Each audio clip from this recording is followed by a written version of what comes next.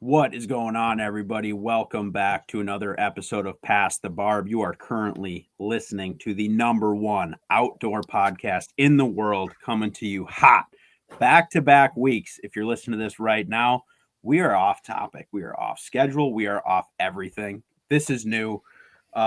Things are changing. Things are changing a little bit here. We're shifting things around, but we got a great show lined up for you tonight. Got an awesome guest coming in. Hopefully this person actually shows up for once, but we'll see what happens with it. Looking forward to tonight, though. This is going to be super fun. But yes, so we recorded last week. We put it out. We're going to drop this one probably the day after we record this. And yeah, it's summertime. Things are happening fast. We got a lot of fishing plans in the works, and we got to change some things up. So we're coming to you this week. Then we're going to be every other week after that, returning to programming as scheduled. Yeah, well, we got an awesome show tonight. Yeah, we led off the podcast with that minute monologue of saying a lot's changing, and when in all reality, we just did back-to-back weeks to change the. It'll be exactly the same. It'll be exactly the same, actually. We're dramatic effect. It was very dramatic, but for the record, if we did keep the same track, you would have had Ryan Pincala hosting Past the Barb by himself all summer. Because conveniently the Champions Tour schedule, conveniently the Champions Tour schedule lined up perfectly every other week with every podcast we were recording. So Sobe and I would have been gone. So this is Bart's fault. There's no rules. There's no rules to this. The main brand manifesto of PTB is there's no rules. There's no rules. We could come at you hot with 2 in a week. That memo. We could quit. We could. What? I mean, there's no rules here. Bet. No. So we're changing it up a little bit, but even with the change up, it'll be for the better because we're still the number one outdoor podcast in the world, and you know whether we're this week, next week, the week after. Hey, we're here. It'll keep rolling. So. Yeah, I'm really excited for today. It'll be nice. Got a great guest coming as long as he shows up. I have faith. Who knows? I have faith. Yeah. Well, we recently, so we had this team of, I want to say we have a team of like 13 or 14 people on the back end of this, and they all went on vacation, and Bart has been recently lining up our guests, and it hasn't been working. As you can imagine. The long Memorial Day weekend, like we need our team back. We need these people to bring in some of the hottest guests from the Midwest and across the country so they show up. And I'm not throwing shade at Bart or Eric Hottie. It's just our team was gone, and we pay these people a lot of money for them not to pull this off. And yeah, we just it's hopefully disappointing. But we got a hell of a guest tonight. We really the show goes on. I don't want to hype it up too much in case he slides us too, but he will be really. Actually, he'd laugh really hard at this. Yeah, if you don't show up, I know you're listening right now too. That's the best part, and we're not friends anymore. This is gonna start some beef. What if Hottie had texted him and he's like, "Yo, just for me, just like don't show up. Don't show up. We can back to back them." Yeah, there's a whole freaking I see you. No, it'll be good. It'll be really good. This will be a fun episode. We get all chat up, catch up. What do you have going on Memorial Weekend, boys? Anything special since the last time we recorded? Brother, hit him right. Oh, you had musky fishing. Is officially freaking open now. Yeah. You don't even go to jail for catching one right now, at least in Wisconsin. Well, it depends how, but yeah. Oh, well, all right. Details. But it is open. I partook, and I got my ass thoroughly kicked. But goddamn was I slinging for him, dude. We did get one in the boat. Musky. That is musky fishing, though, isn't it? Like, you sign up for that. You're like, hell yeah, I'm going musky fishing. Yes. And then you catch nothing, and you're like, yup, exactly what I want. Is there a part where, like, that first hour when you're casting those big baits, you're like, oh, it is so on. And then after, like, hour 6, you're like, damn it, that's musky fishing. I totally forgot. This kind of sucks. It is. And just to, like, level up, I was like, I'm going to a lake I've never even been to before to open. And I will say I've spent a lot of time in northern Wisconsin, and I have located what I truly believe to be the clearest body of water in the state.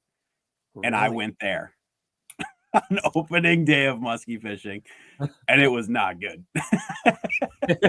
Was it just glass, calm, and sunny too? So it was like you were royally fucked. It was, and then it actually was like raining. It would be like sun, searing hot, then like rain, then like sunny again, searing hot, rain some more, and then I went to a different lake after that. It actually started hailing. Then it was sunny, then it rained, and it was a whole thing. But this lake was pretty dope. But there has been some cold weather, and I was like, dude, it did not. At least the places that I fished did not set up like normal for opening of musky fishing. Like typically, you got like there's still a lot of fish shallow. Like they're off the spawn by a lot, but they're like just chilling shallow, recovering. There's a lot of bait up there. That cold weather, like I was up there 2 weekends ago, just like smallie fishing and crappie fishing and stuff.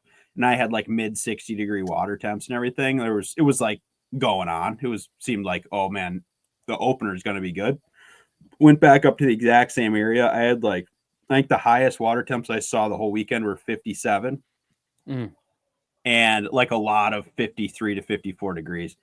And I was like, that's bad. And like all the bait sitting on the bottom in 18 feet of water, there is like nothing shallow. It was just a totally different game, dude. Even all that's bad. It's bad. Yeah. And like, all the smallmouth beds are empty. Like everything moved out and was just like, we hate us right now. So, yes, but did end up scratching one small muskie out. What did it eat? It ate a small, like a little number 6 single-bladed bucktail, really small, which is like a good little go-to springtime for shallow water type of thing. But in the same lake, this was kind of interesting. There was a bunch of dogfish up in this bay where we actually caught this one. Yeah. And I saw 4 or 5 of them and really was just like, oh, okay, that's cool. They're just chilling up here. And I was fishing with my dad on the weekend, and I saw one that was pretty big, and it was really close to the boat. It was maybe 15 feet off the side of the boat, just sitting there, pretty clear water in there. And I was like, oh, there's a pretty big dogfish right there. And I didn't throw at it. I was just like, whatever. And he pitches his bucktail over there. It hits the water. This thing literally turns his head just like, what? And absolutely nukes this bucktail from That's so sweet. 15 feet from the boat. And it was a nice one. It was like probably like a 30-inch dogfish. But that was like exciting. And then we got the muskie pretty much like 5 minutes after that, same bay.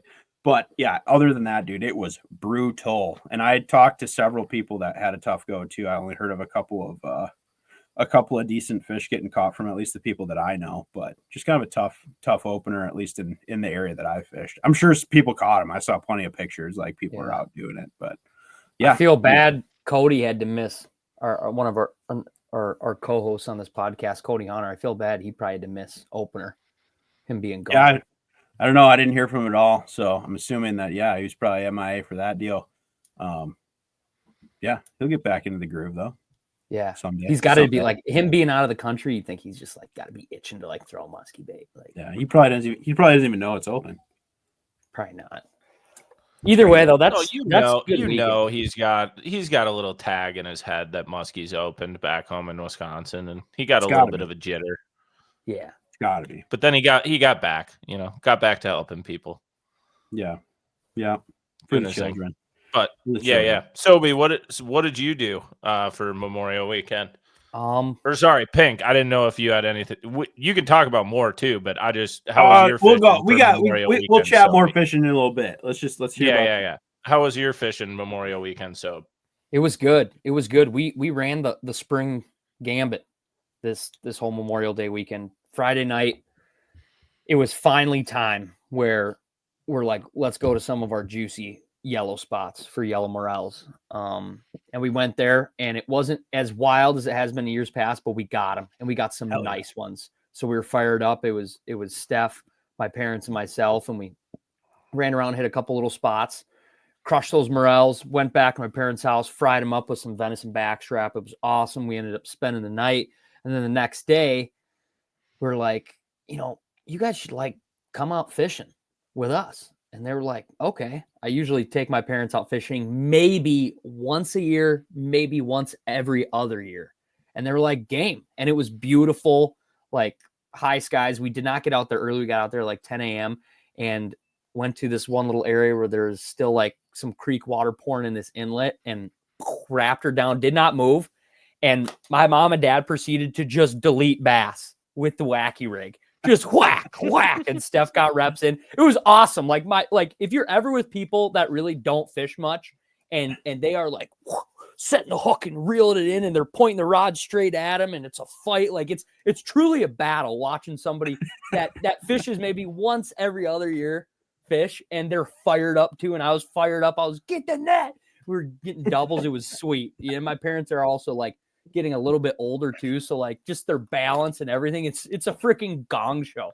But it was like entertainment. Yeah, it was 11 out of 10. So caught bass, we caught some crappies. My parents left. Steph and I hit an asparagus spot, and then that night we rolled out again. It was so freaking beautiful, and crushed walleyes. So bass, morels, crappies, walleyes, all within 24 hours. It was sick, and that was just the start of Memorial Day, and then we did a little bit more of that later in the week. But it was awesome. It was a perfect spring weekend, and I feel like we hit it. I'm excited to now kind of move forward to bass. I love it. That's awesome. How about you?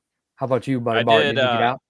Yeah, I got back out for the first time in a while, which was nice. It was fun to kind of get back after it. Kind of similar to you, Sobe. So I went out to a new lake on, I don't know, Friday or Saturday, something at the start of the weekend.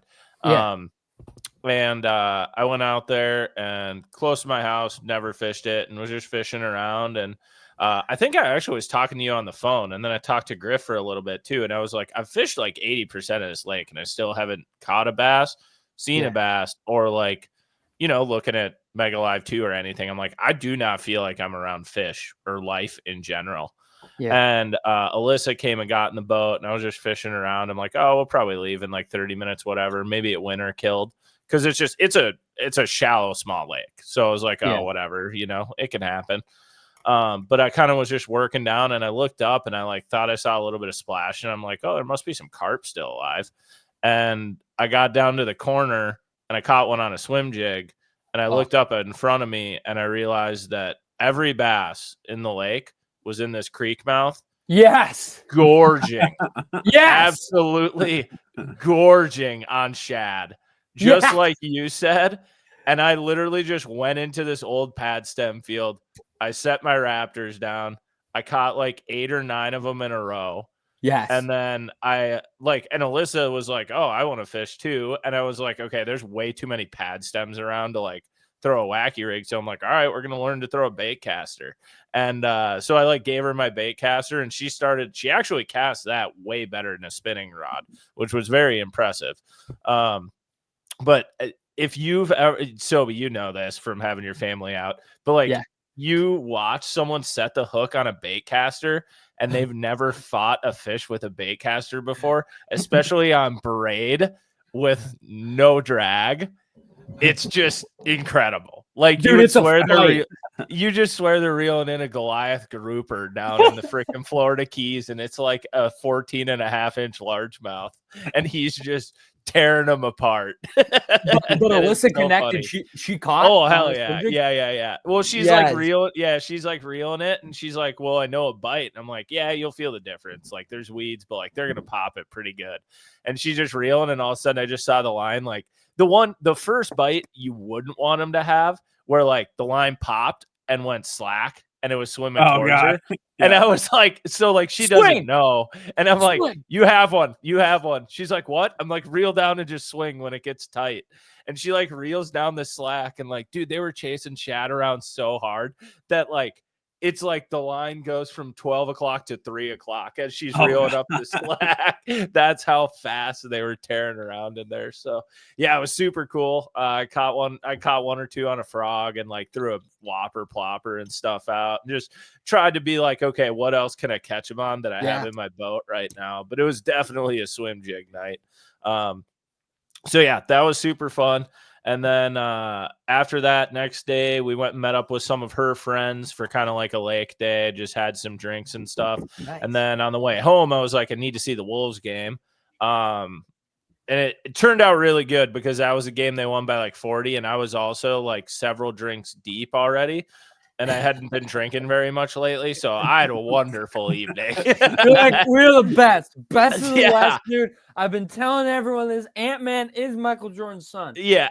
Like whoever, like I have a text thread like with a couple buddies who watch Wolves games. And then like my Twitter, if anyone had watched, I'm sure it was comical because I was just lit up at Willie McCoy's, and Alyssa was just chilling because she's like, whatever, you want to watch a game? She's like, well, should we leave? I'm like, ma'am, we are up by 40 right now. We are not leaving this bar. Like if I leave got Wolves in 6, we will lose this game. No. I've said Wolves in 7 all along. It's like, I got a tattoo. Yeah. So I got to enjoy that. That was a great time. And then went up to Mille Lacs for a little bit on Monday to do some photo shoots for work and stuff, but kind of bummed around a little bit as well. And caught a few, could have caught a million, but there's so many of them on beds, and there's there's people up there having a good time going around and just getting after it. And I was like, yeah, whatever. I'll go whip a hair jig around on the edge and see if I can get 1 or 2 of them to bite. So it was fun and it was beautiful. It was like glass calm and 72 and sunny beautiful. On Mille Lacs. So it was cool. And you go up shallow and like you'd be in a little ditch. And all of a sudden you're working and you just like 40 of them would swim right by you and you like pitch everything at them and they don't care. They're going to make a bed and do their thing. They're just blowing by you. So yeah, fun weekend. Got to get out a little bit. I was supposed to be fishing today, but I had to get a little bit more work done. And now starting bright and early tomorrow, practice for the Minnetonka Classic. And when is the Minnetonka Classic? Saturday. Normally I practice today, but I didn't have much rigged or anything like we've talked about on the podcast. So it feels like I've been fishing less tournaments, so I've had nothing ready. Yeah. Like I should have planned in April for like get everything ready. Like you're going to go fish tournaments. Yeah. Because now I'm sitting here like, oh, nothing's ready. It just creeps up on a person. It does. It does. Yeah. You blink and all of a sudden you're like, oh, it's May 28th. Holy shit. Like I'll get my open water stuff down. I'll be like, oh, Minnesota opener's not for so long and it's still so cold out. And then you blink and you're like, well, we're like 3 weeks into Bassin and I'm like not dialed. Dude, I didn't even have a single bait in my boat to go musky fishing till the night I was leaving. I was just dumping shit in there. Like nothing is ready at all. I was like, wow, I should probably put some leaders on some of these rods. But yeah, so I'll have 2 long days on Tonka, and then that's it. How many boats are in that one? I think 95 registered right now. It'll end up being 95 to 100. It'll be right Hell there. Yeah. Hell yeah. I think this is like I think Griff and I have probably fished it together for 7 or 8 years now. That's what I'm saying. It's been a long time for you because this is like a tradition type tournament for not only you guys, but so many folks. Like this is a big tournament on Minnetonka right away in the spring. And like a lot of legendary teams come out and fish this. I'm excited for you boys. Yeah, it's a fun one. I mean, it's the one time a year that I've consistently fished for like the last 15 years on the lake. So a lot has changed, but a lot is the same as well. And the sense of like, they want to go to the same areas, but the way they go about it is completely different now based on the weeds being different. So, it's going to be really interesting. I'm also very curious if there's some that are way more post-spawn than I anticipate. And I don't know. It'll be fun to go out there for a little bit. I always enjoy like 3 or 4 days for the Minnetonka Classic to start the year. Gets my blood going for the tournament season and like fishing Minnetonka. But then at about 2 p.m. on Saturday when it's 85 and sunny and I'm kind of running across the lake and I spear a yacht wave, it'll be at that point where I'm okay, I got my fix at Tonka for the year. I'm good. I don't want to be we weigh in, I'm here good. anymore. Yeah.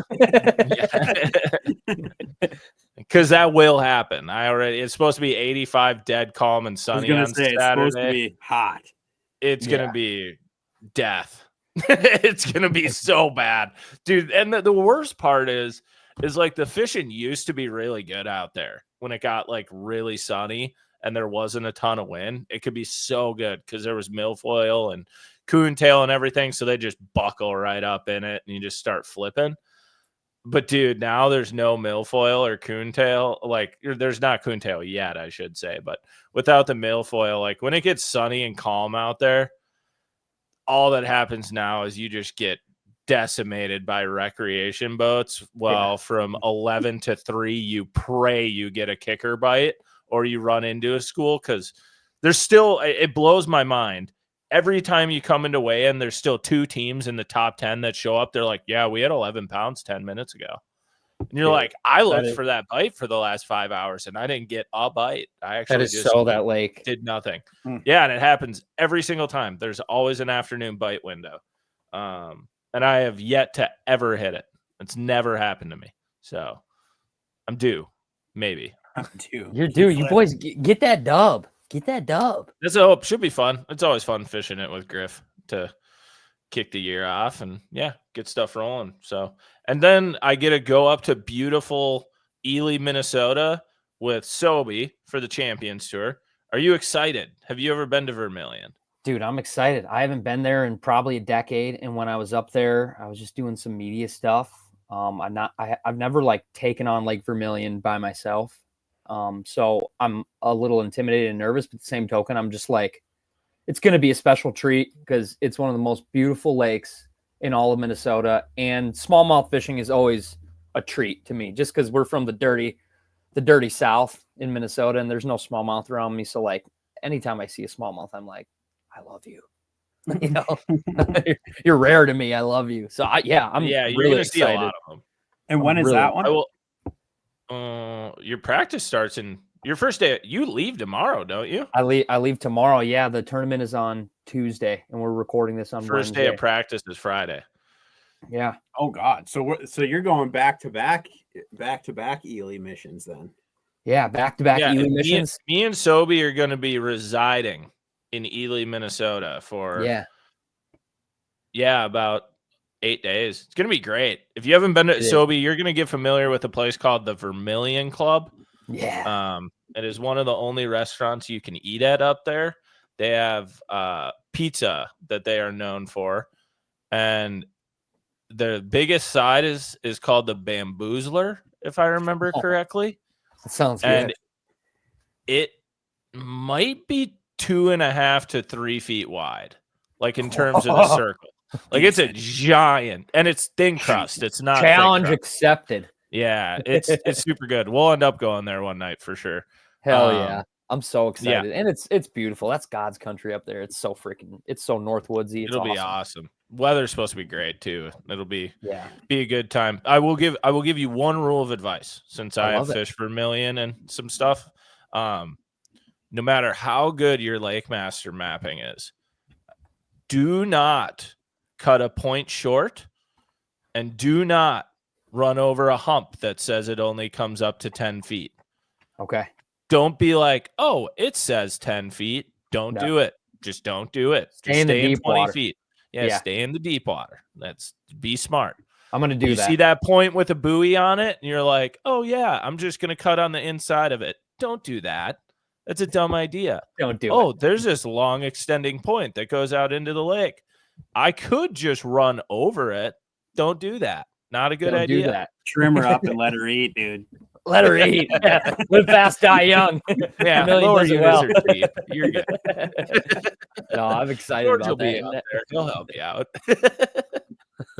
Damn. So you guys are going to be totally MIA then for a little bit, because I think I'm gonna fish this weekend too, probably over in Wisconsin. But what about this weekend? Is Minnesota Musky opener? Is it not? Next weekend. You sure? Yeah, I'm positive. I am happy to report, Pink, that I haven't been to Minnetonka yet, but I've had a couple friends who have been, and I'm sure I will be able to report to you by 2 p.m. tomorrow as well that the Muskies are still in the exact same spot that they are every single year on opening weekend, and I never see any muskie fishermen fishing them. Yeah. Well, since you conveniently scheduled your bachelor party over Musky opening weekend, I'll probably entertain the full moon evening on Wednesday to go out there and maybe try to cash in. Yeah. But we'll see what happens. Because I think I'm gonna try musky fishing in Wisconsin again this weekend. But I will say we did capitalize. We did find a really wicked good walleye bite on Sunday. Nice. Like while we were musky fishing, then we kind of transitioned to look that. at those walleyes. We actually beat the shit out of them, dude. Rip and wrap bite. What? And dirty 4 to 6 feet, murked them.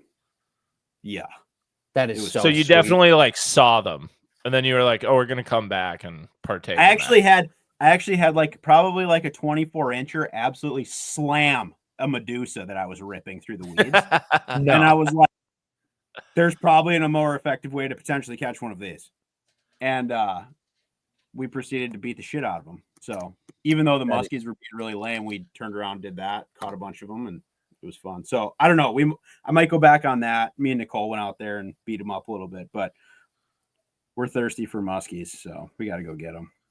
Then, we'll go up north, and I don't know. We'll see what happens up there. Yeah, and then we got for people that don't know, so Sobe and I will be up there for Champions Tour. Then we're staying for 2 days, kind of on our own accord, just editing and maybe fishing a little bit. But then my bachelor party kicks off up there that weekend, so all the boys will be making the trip up. We'll have a good time. I'm sure there'll be some good stories from that one. Should we just make a oath right now that we will do a notes on your phone segment when we come back? Notes on the phone from the bachelor party. Yeah. That's oath. There's going to be a lot of moving parts here. So there is. How many Traegers are being brought up to this Airbnb? Several. I mean, there's like a plan to transport them, so it should be we're gonna burn some meat. Is there a trailer? Fish. Yes, there's a trailer involved. There's gonna be a lot of meat. That's what I know. And also just for the PTB fans, just because if we go MIA a little bit, will you take an oath, Bart, that maybe you'll give a couple reports and updates from your batch party via your Twitter? Okay, I want to via my Twitter. We're gonna build up my Twitter. Yeah, will you bump will you bump those Twitter numbers for Bart? Like, I want that Twitter to be just an outlet for you. My Twitter is literally my venting place for Minnesota sports. Yeah, that is all I use it for. Is rage tweeting. We'll do like a PTB live. I could see that happening, kind of a situation. God, wouldn't that be incredible? Panger will run away from the camera as fast as he can. Alcohol involved in a camera, he's out. That would be wild. He'll literally look at everybody and be like, "You guys are young. You can do this. I'm 40. This isn't my space." That's exactly. I've seen him putting in that work at the Classic. He can still do it. Bass Talk Live after dark. Yeah, but there's no camera going on. That's true. No, so that'll be really good. That'll be fun. Did you receive a letter, Pink, that we want to do before we have our guest on? I did. And I'm going to Sobe, I'm going to send you this right now. Oh, okay. Did you get it from Will or from Cody? Our guest has showed up, so we will be having him on. We aren't getting ghosted this time. That is fantastic. So it's incredible. I'm going to send you this. I know at first blush it's going to look kind of long here, but just bear with it. Oh, wow. Stolsky had a lot to say here. Oh, wow. Okay. We are bringing back the Diary of Wild Bill. So he's reading it. Like our other kind of good buddies / co-hosts of this pod. One's name is Wild Bill. He's guiding in Argentina. The other's name is Cody Honor. He's on a Peace Corps trip in South Africa. We haven't really talked to Cody, haven't got much contact from him, but Wild Bill, every once in a while from Argentina, will just send us in the Wild Bill report. And it's kind of a random lately. So we finally got one at about the time when we were going to record. So this is perfect. Okay. I will read it off the cuff. Here we go. Do I read it in a Wild Bill voice. Wild Bill also likes. I'll leave that up to you entirely. Okay. Here we go. Wild Bill. Greetings from the Andes, comrades. It's been 3 weeks since I last saw a vegetable. I think my body is trying to tell me something. I woke up this morning craving a cucumber, period, like some sort of Victorian widow. I miss fiber. I miss a steady stool. Anyway, since arriving in the Barlache, I don't know. Whenever Will does these when he's drank a little bit, it's just you never know where it's going. It hits different there. Since arriving in the Barlache, I've become what I'd call moderately feral. I eat mostly edamades and canned tuna. I sleep in a tent and it smells like cheese and regret.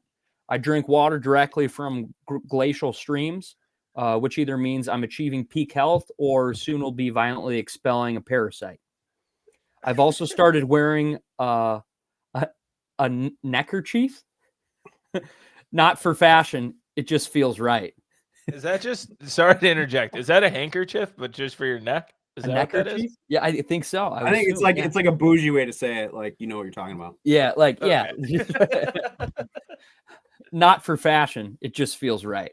Makes me feel like a bandit or a disgraced park ranger. A few notes from the field. 1, Argentinian dogs are built different, period. They just roam.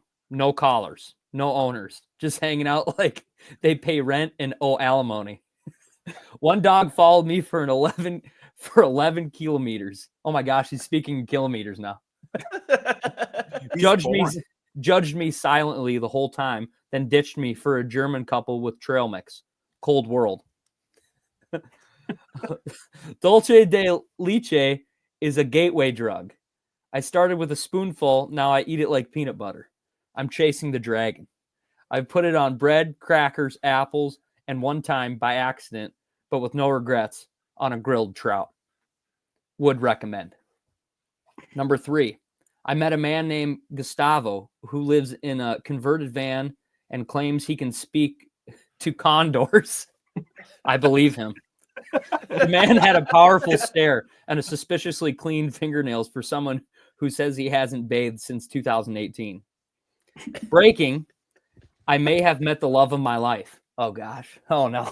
We knew this was coming, dude. We knew he's going to meet a gal in Argentina. He'll never come home. Breaking, I may have met the love of my life. She's the one from my last guiding stint. Her name is Lucia. We met at Pizza Cala, which is a wood-fired temple cheese of a beauty we talked about on the pod before. It's nestled between a climbing shop and the store that smells nothing but socks made of llama hair. I was there alone, eating a pepperoni pizza like it had personally wronged me. Then she asked if she could borrow my chair. I said yes, and then panicked and offered her a slice too. She said no because she literally works there. We talked for hours about rivers, wine, family, and how neither of us trust people who brings Bluetooth speakers on hikes. I don't know where this is going, but she laughed at my Spanish, and I didn't even care. Pray for me. I'm emotionally unarmed. In the spirit of continual self-improvement, I have updated my list of what's out in 2025 by Captain Bill. Oh, God. He really did good at this, and thank you, Captain Bill. Travel influencers who call themselves nomads, but cry when there's no oat milk. Out. Gone. Learn to suffer with grace, or at least drink powdered creamer like a man. People who think fly fishing means holding a rod while wearing branded waders and doing nothing else. Period. Standing in a river is not a personality. At least pretend to cast. Next one. Tying the same 3 flies for 6 years and calling it a box.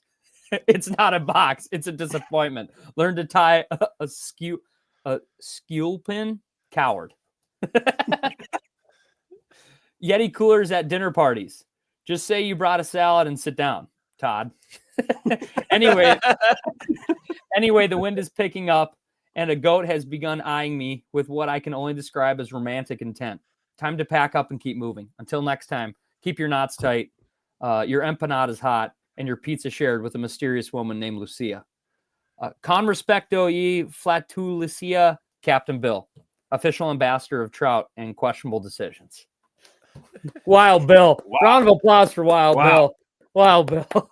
He's in The the Diary of Wild Bill. He's an incredible writer, incredible man of adventure and stories. I really, that was awesome. As I'm reading it, I am reading it off the cuff too, so I'm like half laughing. Incredible. Oh my God. Thoughts and prayers out to Wild Bill. Whenever you did the period, I was just like, I can hear Will like literally just ending the sentence, and I'm like, it's so good. Standing in a river is not a personality. Learn to cast. Period. Period. At least cast. So you brought a salad, Todd. Todd. Oh, that was good. All right. Oh, That was awesome. There's a little update on our lives and little others' lives going on right now. But changing topic to a guest, since we now have a guest. Sobe, it's only right that you bring this him one. Let's bring him in. Ladies and gentlemen, drum roll, please. Well known, not only across the Midwest, but the entire country. Global. From humble beginnings of working at a bank and becoming a bass man to operating in a whole conglomerate of outdoor media to then being the face of Target Walleye. He is a writer. He's a social media expert. He's an angler, and he's a fishing freak. Ladies and gentlemen, boys and girls, Brett McComas. Yes. Welcome to the pod, brother. Welcome to the pod. Unmute yourself, brother. So You're so muted, McComas. Oh God. Sorry, I dropped the ball. That's the Bruce Buffer of fishing podcast intros, man. He gets everybody hyped. Swoosh. Brett McComas, thank you. Thank you for coming on the number one outdoor podcast in the world. You had a high price. We paid the fee, and now you're here. Yep, it hit. We're good. That's why you got that wire. He said, "Let our people talk to your people." That's it. Yeah, dude. I told you that was an issue last time. The wire just Venmo like shit out on me halfway through. That's what it was. So yeah, it went. We're good. So before we get into anything, I want to hear your Memorial Day weekend. We did the whole runaround. What was your Memorial Day weekend like? First things first, I literally had tears in my eyes from laughing so hard at that Stolsky letter.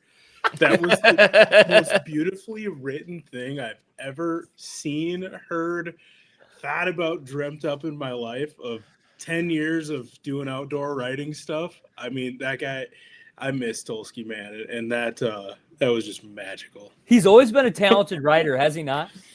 Unbelievable, yeah. You guys are both from the same area, so you knew Bill when he was what, like 14, probably? Awkwardly young. Hanging out with him and then being like, "What? You're how old?" Like, I think I could get in trouble for going fishing with you, right? And also, he brought the Busch Light. Yeah. And you're like, "How is it possible?" That's like, dude, you brought me beer. What the hell? Like, how is he not 21? He's bringing Busch lattes on a. You're like, wait, you're 16? Okay, not quite, but yeah, no, we go way back.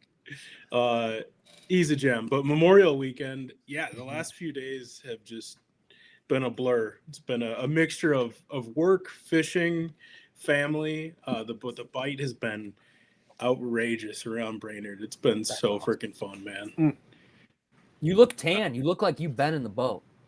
I've been out too much, but not enough because it's never enough. And I'm going back out at 5 a.m. tomorrow, so the alarm's gonna come early. But it's they're munching everything. It's like junk fishing where you can kind of just get one doing this, get one throwing rip and wraps, pick one up on a jerk bait, go to the jig crawler. Like, it's just kind of whatever you want to do, running all over the place. And I'm just trying to milk it for all it's worth until we transition into like full on summer bites. Yeah, that's dope, dude. Did how you long have will like your a spring? No, go for it, Ray. I was saying, did you have a pretty good squad this weekend, or what was the scene?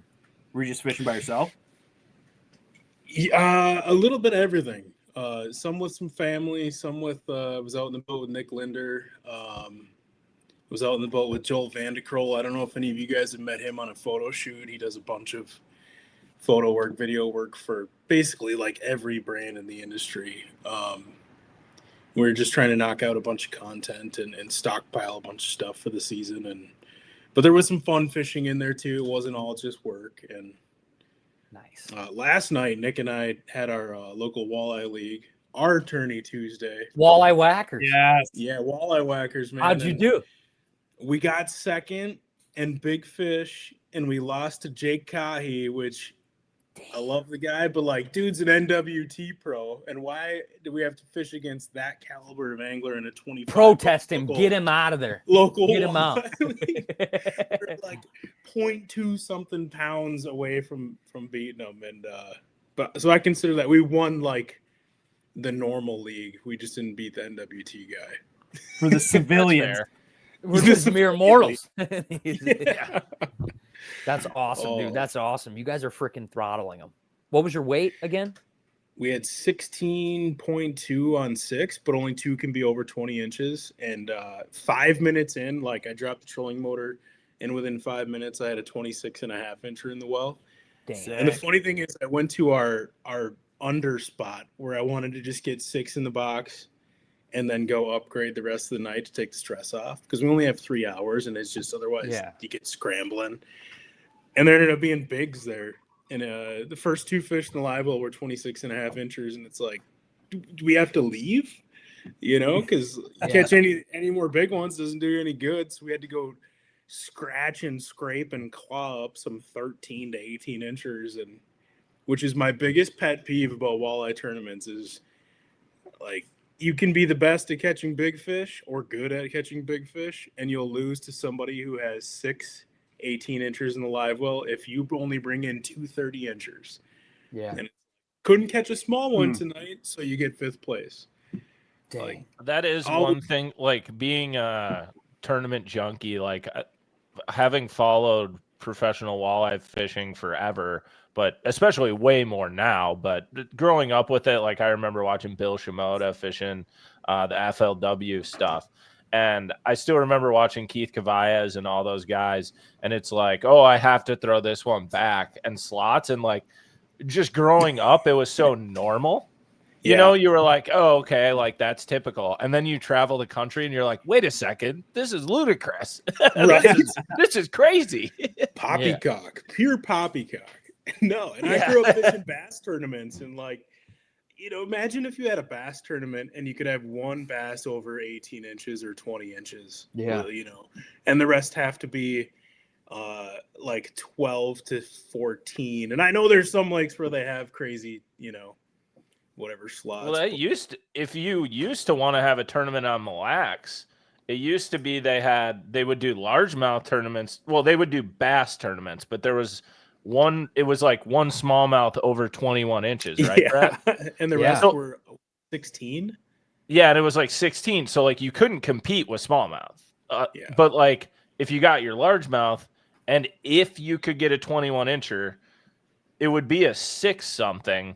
But, like, if you've spent a lot of time on Mille Lacs, Brett, a lot of those smallmouth, the 5.5s and everything, you're like, oh, surely that's 21. And you put it on a bump and it's like 20 1/4. And you're like, oh my God. So like, even thinking of getting to 21 out there, that's crazy. What year did they change that? I feel like it's different every year. Yeah. It's weird. Yeah. The funny thing is those 21 inchers out there, for me, usually end up weighing less than the 20 inchers. They're just really old, war-beaten fish.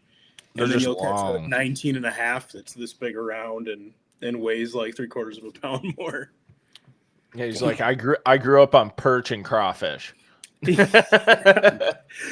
those are the fish that back in the day you could catch with 50-pound braid, throwing a 1/2-ounce jig because you were largy fishing over on Borden or something, and then went to Mille Lacs afterwards. And then Bassmaster had to come and make smallmouth fishing tough for us. Blow it up. 6-pound line, 20-foot fluoro leaders, the lightest crap ever. Or you got to go super opposite and throw like a 9-inch swim bait. There's like no in between right now. No kidding. I don't. I had a ball out there last year, but that was also because, it seemed like to me nobody had thrown a minnow at a bass on that lake yet. Like, Yeah. a fish minnow, obviously. I'm not a walleye fisherman, so I was not dragging a creek chub. For Good the cover. record, that note. But yeah, Aerator says differently. caught a ton Sucker of them. minnows. Yeah. Like in the summer when it's calm for a while, man, and those things like creep back up shallow. Oh my god, it's so much fun. For sure. I will say that as of a couple days ago, they will not touch a minnow bait. They want Really? nothing to do with it. They will look at it and they will leave. And so I'm glad you got on a really good minnow bite last year because Yeah. now everybody's doing it, and now you're gonna have to pivot. Yeah. No, I was there on Seems Monday that's and how it I was goes. like trying to dial in my ML2. So like I'd see some and I'm like, minnow, and I'd shake it and like they'd kind of look at it and then they're like, ah, and they'd run away. I'm like, Yep. okay, you've seen a lot of minnows. Yep. And Need then to one throw finally something else eats, and at it's you. like, crap, it's a walleye. Yeah. Oh, that's great. But okay, Brett, I think this is awesome. We're so excited to have you on because we've known you forever. But I don't think we've ever really had a full like sit down discussion of like how the heck you got into all this and like the timeline of us running into each other and you running Target Walleye now. We were talking before you got on, but tell me if I'm wrong. My vision is, was it HSM Outdoors or was it still something way before that you kind of got involved in this outdoor world? Yeah, it was HSM Outdoors, Hook Set Media, and it was just a bunch of dudes who love fishing. And it was, you guys are probably all too young to know fishing forums. I mean, you guys have been on. I was on In-Depth Outdoors. Sure, Fishing Minnesota and all that stuff. So it was kind of like this transition from fishing forums to Facebook. Mm-hmm. And during that, there was just a whole bunch of us who were obsessed with fishing and putting out content and weren't anybody's ever heard of. So we all got together and just started putting out a bunch of stuff. And there was so many of us that it was like every day somebody was putting up like detailed. Here's water temp, here's depth, here's That's awesome. cabbage coontail transition, here's whatever photos that aren't just a cell phone. That was a huge thing I remember about HSM because like we were just starting TYO at the time. And I remember seeing a lot of your guys' stuff and I was like, well, like their pictures aren't blurry. Like, you know what I mean? Like they were really good quality photos. Right? Which is crazy because now my cell phone literally takes better photos than my Canon. Like, yeah, isn't that crazy? Low light or something, it's like, nah, way easier. But yeah, I don't know. We just so it started with that, and the crazy, like, to try to make a long story short, I ended up going on a Lake Winnipeg ice fishing trip, and the wild thing is that I was a big bass guy, like at this time. You and I had gone bassing a handful of times.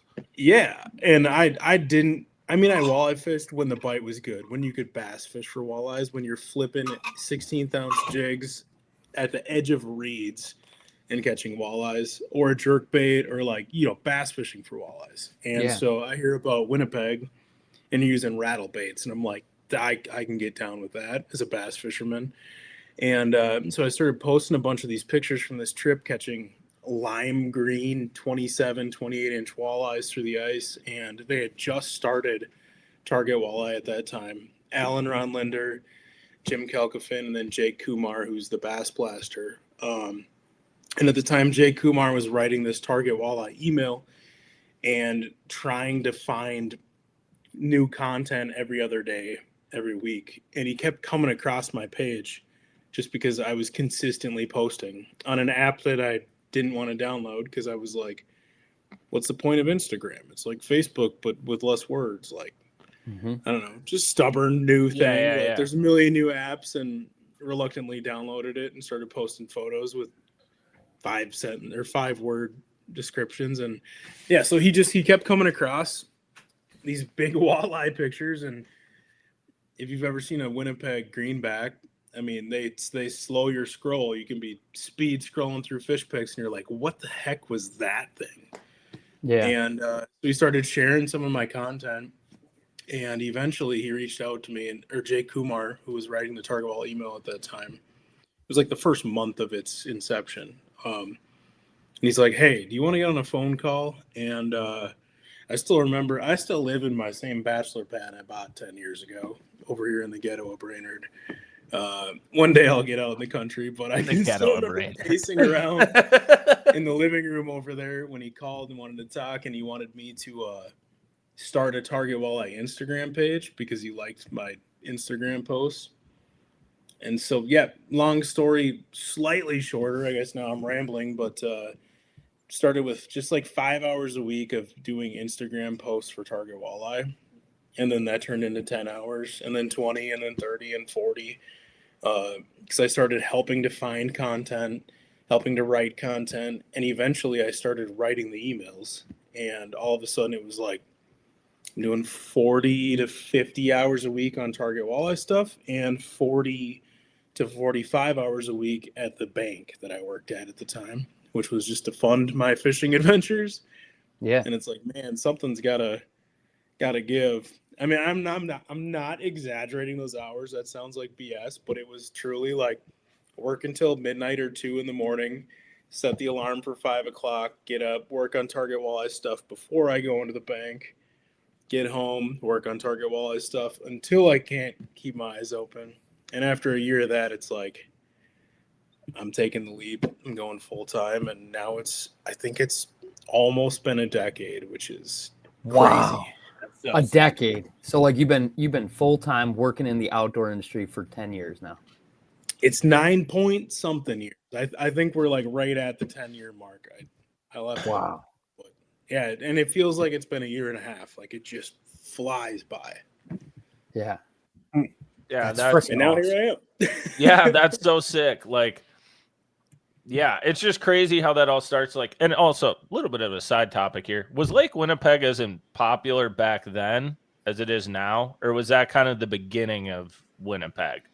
Obviously, it's always been good, but like, yeah, I feel like it's really surged lately. I don't know if that's true for or not. sure. But I will say that I think there was just as many people out there 10 years ago when I was out there as now.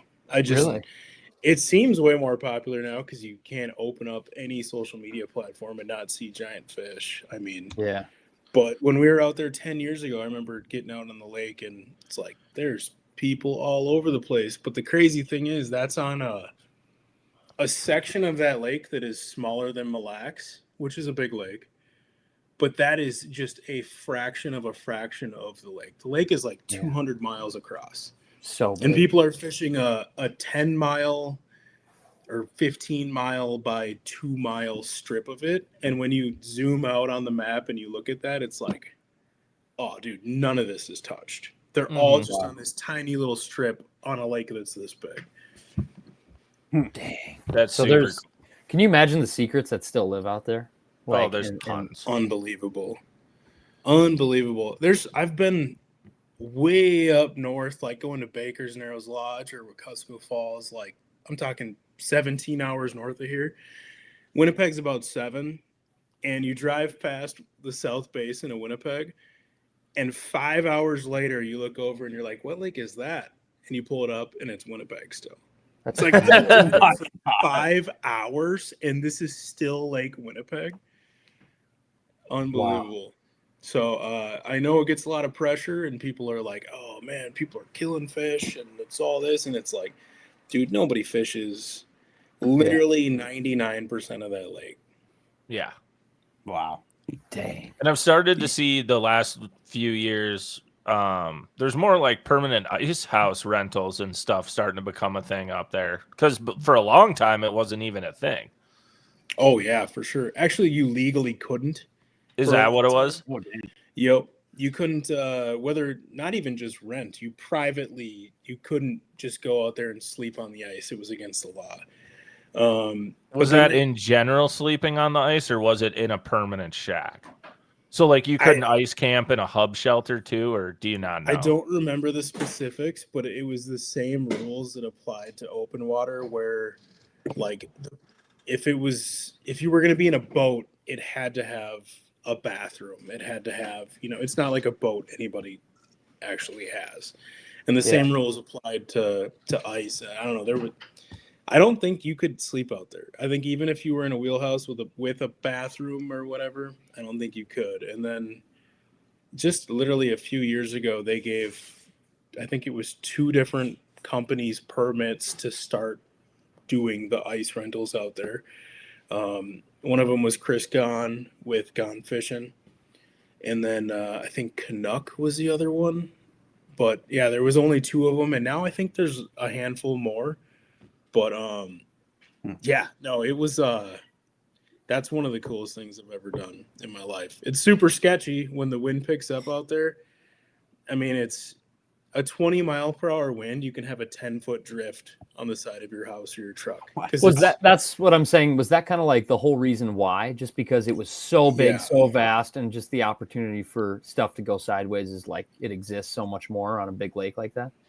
I would think so. I mean, but Canada has a whole bunch of crazy laws that I don't understand. So sure. I'm assuming that was kind of their general thought process was safety. It makes sense. Pink, when we went and did the crappie video on Red, we were in a ground blizzard on accident the first day. That was a really fun ride back in. Yeah, and that lake's a lot smaller. Yeah, and that was miserable. Yeah. Okay. Anyway, so go ahead, Sobe. Before we go farther into kind of Brett's story and stuff, I want to back up on his story. Before HSM, before you got the opportunity to go part-time with Target Walleye, I want to hear about who got you into fishing and why you cared. And yeah, where did you really catch the bug where you're like, shit, dude, I don't care. I'm going to go here. I'm going to go to Winnipeg just even though you're a bass dude. Like that's a huge trip for back in the day, especially before social media and smartphones and stuff. Like you were doing crazy stuff before crazy stuff was cool to do. Absolutely. It's because I was working at a bait shop called Christopherson's Bait in Alexandria. Oh, legendary. And how old were you when you were doing that? I moved to Alexandria in 5th grade. And from that point on, I would go into the bait shop and ask him if I could work there. And he's like, not till you're 16. And I'd go back in, not till you're 16, not till you're...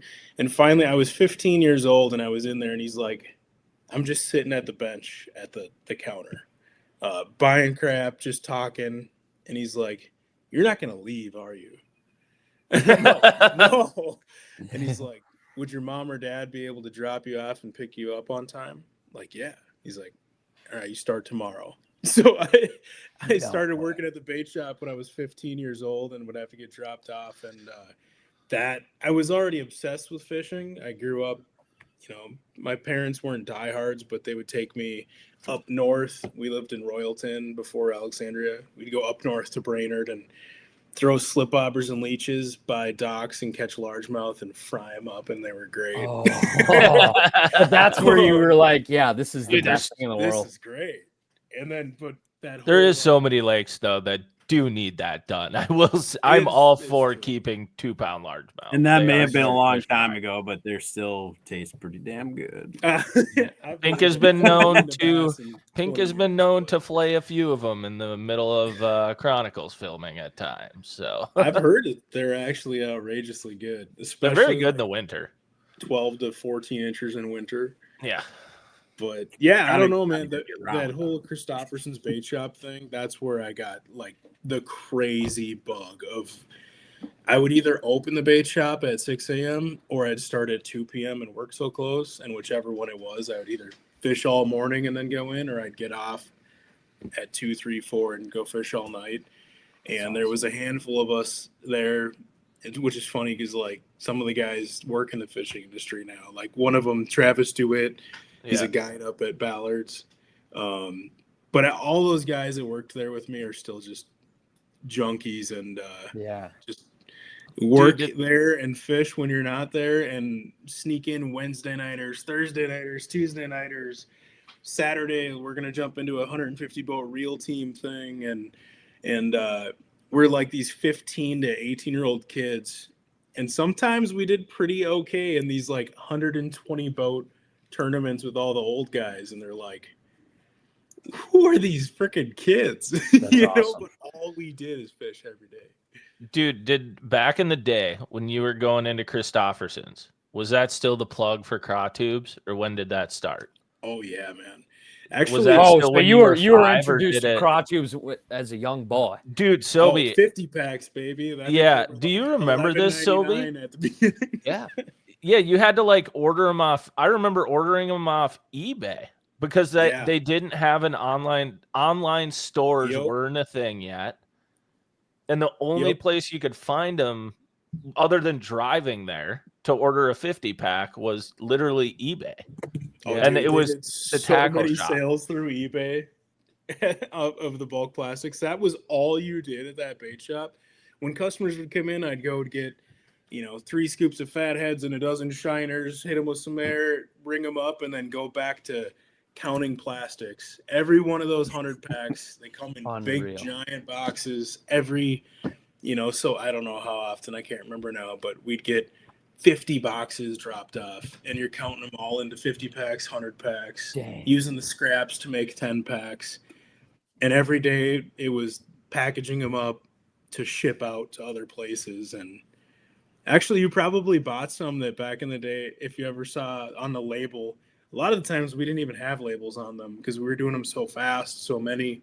But the label was actually just a random cell phone picture off of like a flip phone of my bass boat coming into an access. Was nice. What the label was on some of those old bulk. I still have some of those bulk packs in my garage. Just fill them up, throw them in. It still does blow my mind. Like whenever Pangrat comes up here to bass fish, he always laughs at it. He's like, "You guys love your craw tubes," and like everywhere, it's not a thing. See, everywhere else around the country, it is very much a Minnesota thing. But still as relevant today in Minnesota as they were back in those days. Like they're just a freaking catching machine, man. A craw tube, unreal. Yeah, southern Minnesota, I throw them a lot. But, like, I swear to God, you go north of St. Cloud, and if you don't have 1 or 2 of them rigged up, you're an idiot. Like, that's what you're flipping. I have never gone bass fishing since 2005 without a watermelon red craw tube, Texas rig craw tube rigged up. I mean, I might switch up the color once in a while, but there's always a craw tube, man. They just get bit. They do. They get bit so good. That's awesome. Yeah, I was curious. I was like, God, were they still doing that way back? Not saying you're that old, Brett, but like, Dude, I am now. I'm the old guy now. I don't know how it happened. Dude, how many have they sold? Like, how many craw tubes have they sold out of that shop? I've bought at least 1 million for me. That's what I thought. I'm like, I'm personally, I bought 1 million. How many could have they sold to the public? The crazy thing is I still have some 50 and 100 packs that I bought when I was in high school because I bought so many that I still in my garage have some, which is, it's been 20 years. And they're probably all the colors you don't like. And then you don't have confidence in. Yeah, it is. It's like the weird, we get a brand new color in and it's like, whatever, I got to have that because I had to have every single one. And it's like, this color sucks. I'm going back to my 3 or 4 staples, but they still work and they're still good and they're still, I don't know. Those OG ones are thicker too, which that's the deal. So now I save some of them for tourneys. So instead of a couple fish, it's like, all right, if I'm skipping docks, I'm going to put on some of those thicker OG ones that I can catch 10 or 12 fish on before it tears. And that's sick. Damn. Yeah, that place started just my obsession, and just wanting to catch the biggest of any type of fish and going cool new places. And that year that I went to Winnipeg, that kind of started the whole target walleye thing. I think the week before that, I bajaed over to South Dakota with a buddy, Zach Jackson, and we were chasing like perch and walleyes in 2 feet of water on lakes we had never fished before that were just frozen ponds with barbed wire fences, and it was just that was like my glory days, living the dream of, not saying that having a family and kids is a bad thing, I love you all, but where you just go, it's like, what are you doing tomorrow? Nothing. All right, meet at my place at 4 a.m. We're going to whatever we're doing. We're gonna go to Bemidji and try to catch a 12-inch bluegill, like just excursions, man. So did you work there? I was going to say, think about this too, Brett, is how much would HSM crush on Facebook and stuff right now? Like, it was just a little bit before the time, I feel like. Because if that type of stuff was going on with that type of crew, you know what I mean? If it was like 10 years later, it would it would be unbelievable. Because you guys were crushing then, but just with how big stuff is now. For sure. I feel like stuff back then didn't get shared ever. You know, like you didn't have viral stuff then. Like now you can have the potential of a post or a video or a whatever actually go viral and reach a bunch of people. And like back then, that just wasn't really a thing because there just wasn't as many people on it, and there wasn't whatever other outlets pushing the content on their platforms. And no, it's cool. I actually don't know. I feel bad. I haven't talked to a lot of those guys in years outside of, you know, random running into each other at a ice show or whatever and saying hi. But I don't know. I feel like there's still a handful of posts that go on it or whatever, but obviously they don't do what they were doing, where it was like multiple per day, detailed. Here's what's going on. Here's exactly.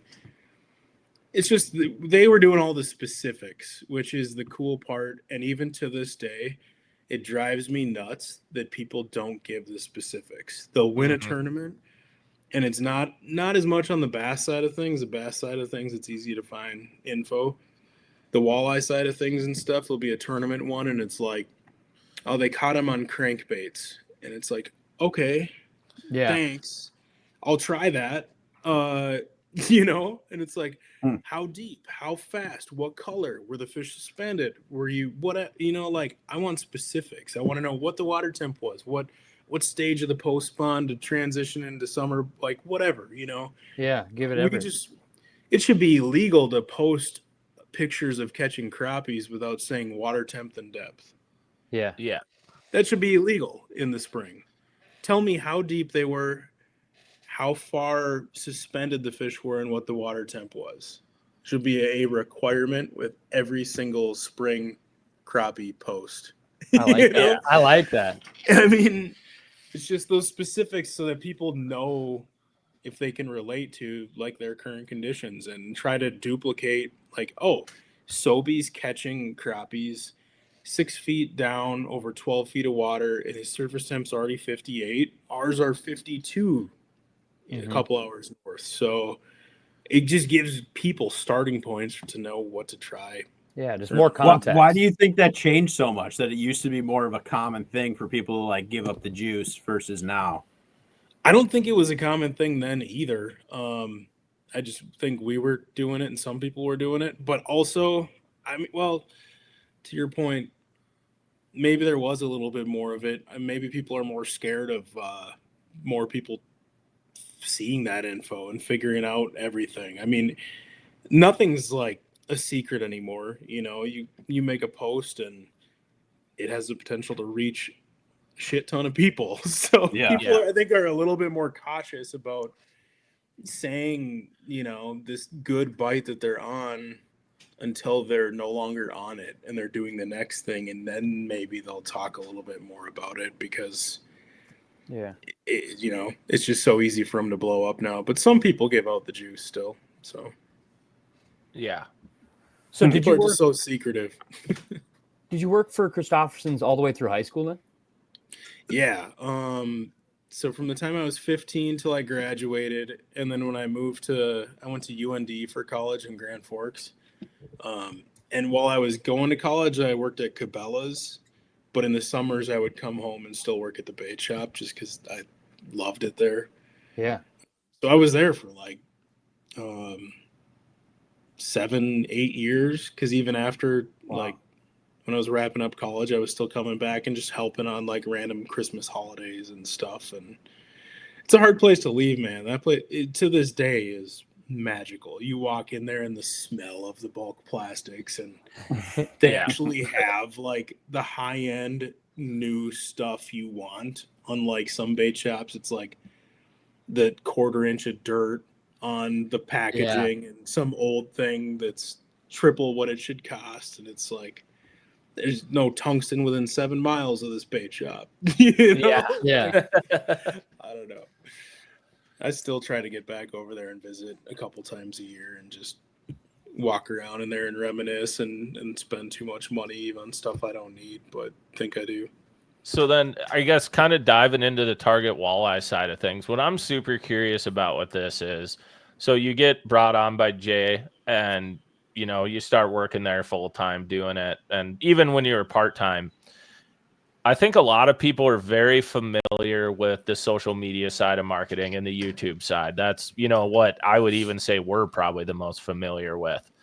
I do not know or understand this email side. How it works, getting it together. Like, can you kind of dive a bit into that? Or Sobe, do you have something with that too? Like, it just intrigues me so much. Like, I'd also like Brett to give just a quick elevator speech of what exactly is Target Walleye, just for anybody out there that's listening that might not know exactly what Target Walleye is. Elevator speech, I like that. So if you know what Sports Center is, you can see all kind of the highlights of everything that happened that week in NBA, NHL. You know, you can catch up on all the big things that happen. Target Walleye is kind of like that, where it's an email newsletter I send out twice a week, and it's the biggest things that have happened that week, whether it's the National Walleye Tour was just won on the Mississippi River in La Crosse, using mudcats or whatever, you know, on a little gravel transition, and the guy won $100,000 fishing a walleye tournament. But anyway, it's like the biggest things and the newest things and whatnot that is going on in the walleye world right now. Stuff that literally happened that same day that I sent the email out. But it's also, we keep it light and entertaining, and we hope that you learn something, but also maybe get a laugh out of it at the same time. And one of the interesting things about it is, like, you could read it in 30 seconds, or you could spend literally like 4 hours if you wanted to, if you actually like dove in. And the things that you find that are interesting, then I always include links so you can go and keep reading more. But it's what's going on that week in the walleye world. News, new products, tips, tricks, funny stuff, unusual stuff. And just, forever, the walleye world just didn't have really hardly any media. And the bass world is so saturated, which is awesome. And it's like, dude, we need some of that on the walleye side of things, because there is so many people who want to go out and specifically target walleyes. Yeah. So we're here. We're trying. It's a grind. It's fun though. So like from the ground up working on that, like on the email side. So like, are you like just going to sports shows, getting emails? Like, how did you generate the email list, or like, you know what I mean? Yeah. Like how did this begin, or how does it work? How does it, I guess, just keep going? You know what I mean? Because it's like, obviously it's growing, right? Because it's not, and it's not necessarily like, it's not like an email you send out and it can go viral. It goes to a set amount of people. Whereas with a social media post, it can go viral. But Target Walleye is enormous. Like, how many people do you have on the email list now? Like, how did that all begin? 250,000 email subscribers now. Jeez. That is awesome. And so sick. That is the biggest drawback of email, is exactly what you said. You can't have it go viral. They have to find out about it from a friend or from some other form of content, and then to get people to leave wherever they're at to go to it. But when we first started out, I literally would go to like the St. Paul Ice Show, and we would set up a booth and do a giveaway with, like, I remember one of the first ones we had Brian Brosdahl. We set up a giveaway where if you sign up for the Target Walleye email, there's no other strings attached. You're entered for a shot, and somebody's going to win a guide trip with Bro. And we're doing stuff like that to try to just build up this list. And I mean, I still remember, like, you know, when we got to 10,000 emails, 20,000 and 50,000, like, celebrating, like, holy smokes, you know? So it's so crazy to think that we have like 250,000 now. It's taken 10 years. Smokes. But also, it's funny that it can't go viral, and it can't be shared necessarily. But if anybody replies to the Target Walleye email, it literally comes directly to me. Oh my God. It's oh hell. Here we go. I see some crazy stuff in there, but also it's like there'll be 20 or 30 people every time I send a Target Walleye email who will reply and like literally copy paste like 8 of their buddies' email addresses and say, "Hey, can you sign them up?" Which is to me is just crazy. Like I can't imagine ever doing that. Like, "Hey, sign up my friend for this," but like we get 100 of those a week of just people replying to the email saying, "I want my friends on here." Yeah, That's awesome. one by one. I go in and copy and paste them, but otherwise, we put in the email like this big thing. If you want a friend to get it, click here. You can sign them up or whatever. But and everything else that we do, if it's YouTube videos or Instagram posts or reels or it's always trying to push back to the email. But it is pretty crazy how many people don't even still realize that like the email is the main thing, and it's the coolest thing because it's got the most stuff and the newest stuff, and you see everything there first.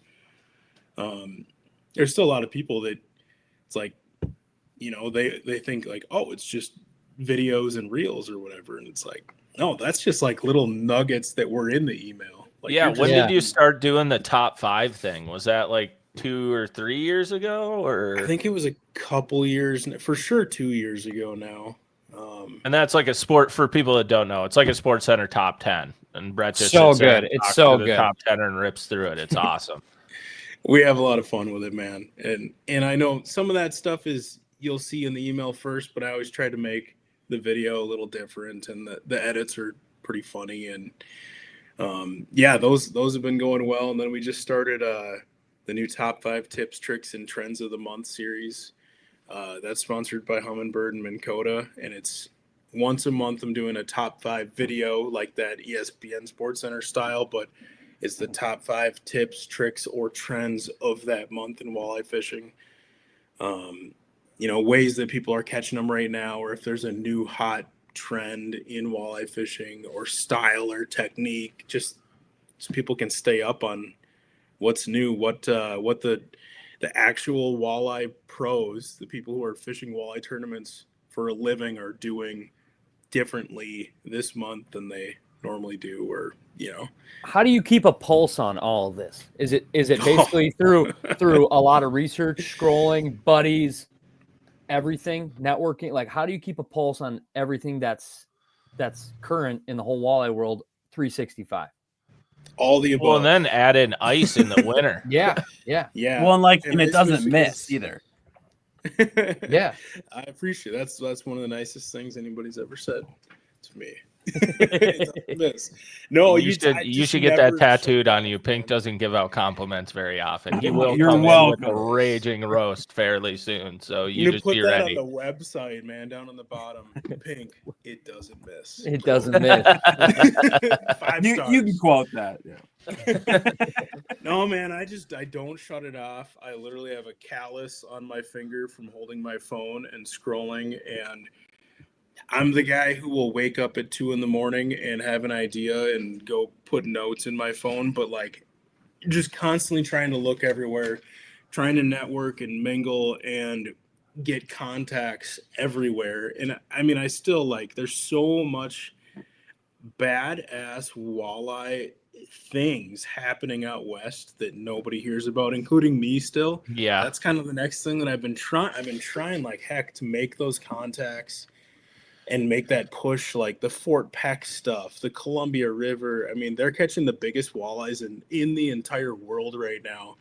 There'll be a tournament where it takes a 10-pound average, or their smallest fish of 5 is 30 inches, or 2-day total, 10 fish. The smallest fish is 30 inches. That's the fish of an entire lifetime, and in a 2-day tournament, that's their smallest one. That's but crazy. They don't even take a picture of the fish.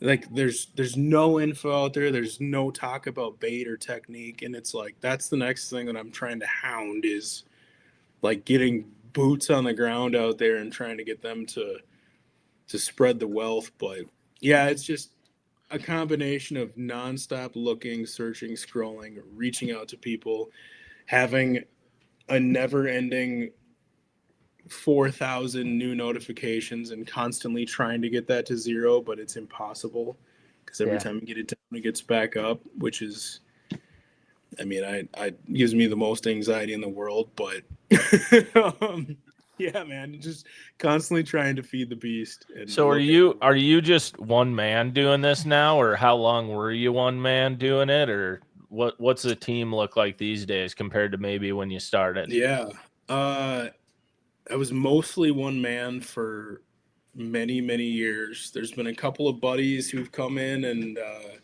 like help part-time here and there a little bit. Actually, for a little bit, Stolsky was a dude who I think hired him for just maybe like 10 hours a week or 15 hours a week just to help find content and put together write-ups.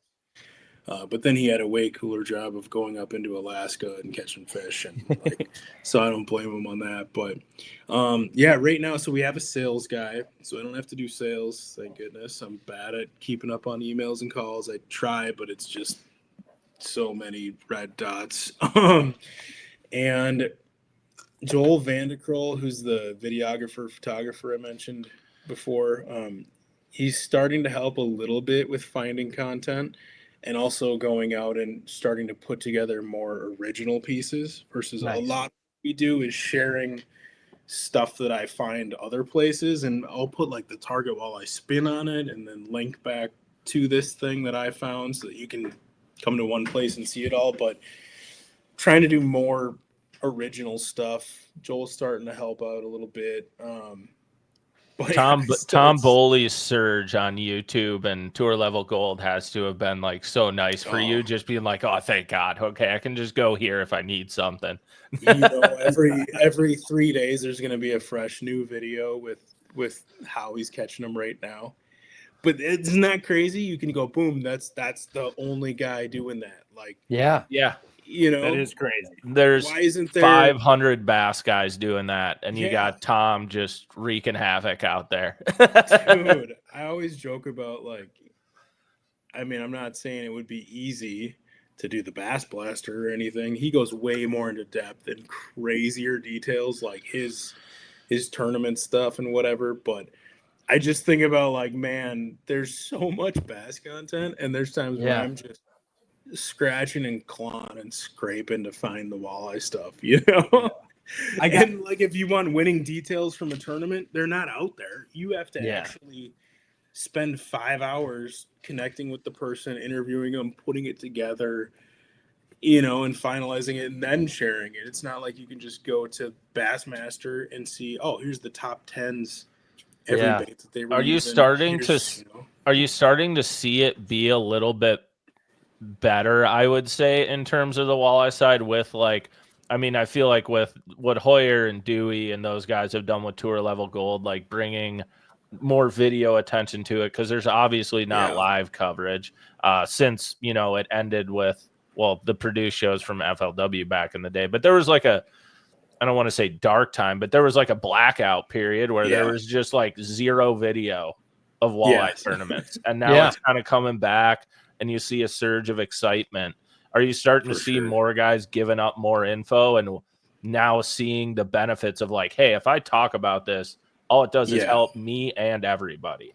For sure. Finally, right? Like, finally seeing some of that. And dude, the Tour Level Gold stuff, I really don't think that there's a better thing being put out on the walleye side of stuff right now. Like, I don't even think on the bass side. Yeah, they're crushing. It's sick. I send it to my bass fishing friends, like the guys who produce the Elite Series people's stuff. I send it to them, and I'm like, hey, because, you know, they all talk about, like, hey, we're all kind of doing the same thing now. I'm like, well, if you want to see what the next big thing will be, it's this. Like, they're doing this on the walleye side, and it's insane. They're crushing it. Isn't that unbelievable? Because, like, on the walleye side of things, you could just duplicate stuff that the bass crowd is doing, and it's not being done on the walleye side. And it would be like, wow, this is amazing. But they are literally doing something new, no matter what species or what side of the field you're looking at, you know? Yeah. And I think you'll see more guys from that walleye side starting to do more videos and produce their own. And I think you'll see more of that starting to come. But yeah, I mean, major props to them on everything they've done, because it really is crazy how good and just how much it's brought. And I guess another kind of topic in this, with the walleye world, maybe I'm a little off on this, but it seems like too, even with tour level gold, you don't see as strong a hate for forward facing. Like it's more of people being like, oh, this is cool. Like we're learning so much about walleyes. Whereas it's different on the bass side. Is that kind of a part do you see the difference there? It's not just me, big right? time. I mean, there's starting to be some trickle over with negativity, but honestly, I think it's like people are actually catching walleyes now. Yeah. Yeah. You know what I mean? People just want to catch.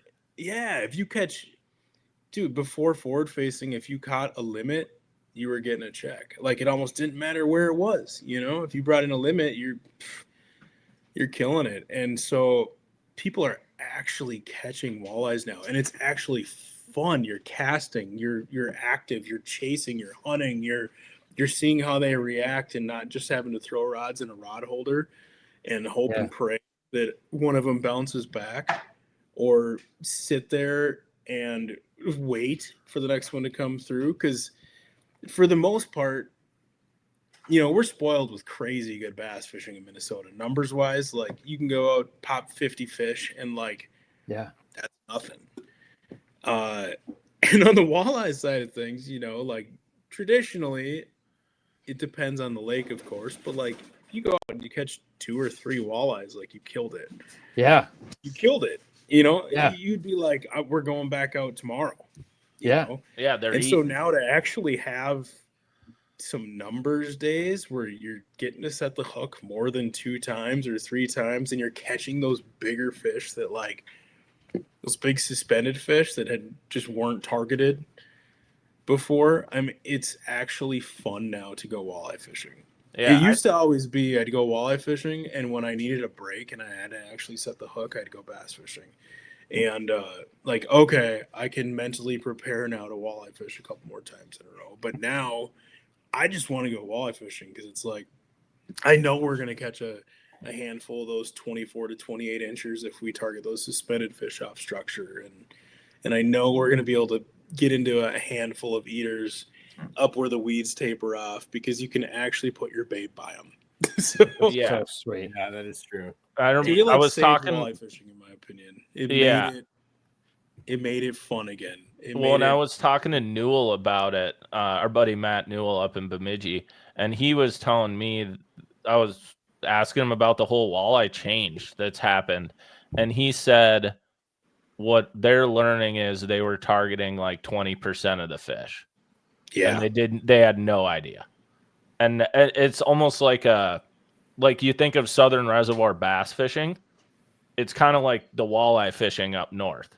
They just didn't even know all these patterns of different things existed. So it's this whole new frontier on the walleye side that, like you said, is saving walleye fishing. Well, it's exciting, right? Like people are like, this is crazy. And it seriously is. It makes me want to go catch some walleyes. Like it looks fun. Seriously. Compared to back in the day, I'm like, I can't troll, dude. No, now if you can sling a jerk bait over the top of a cabbage flat and see a mark that is the size of a quarter on your screen, big flashy blob chasing your jerk bait, like it's so nasty. Oh my gosh. I love your quote there about, what did you say? Like we were targeting 20% of the fish in the lake. Like that's so true. It was just forever. It was like this stereotype or whatever you want to call it of walleyes are belly to the bottom. You got to be within a foot of bottom, 6 inches of bottom. And dude, I mean, there's so many fish suspended. It's even if you're talking in the weeds or on the weed edge or whatever, you've got a lot of those like fish that are within a foot of bottom, but there's so many more that are working the column, chasing bugs, eating up. Last night in our walleye league, our 2 26.5 inchers, one of them was 10 feet down over 20 feet of water, and one of them was probably 15 feet down over 20 feet of water. Wow. It's only 5 feet off bottom, but that might as well be a mile off bottom by walleye standards back in the day. You know, and you hear... And there probably wasn't rock very close.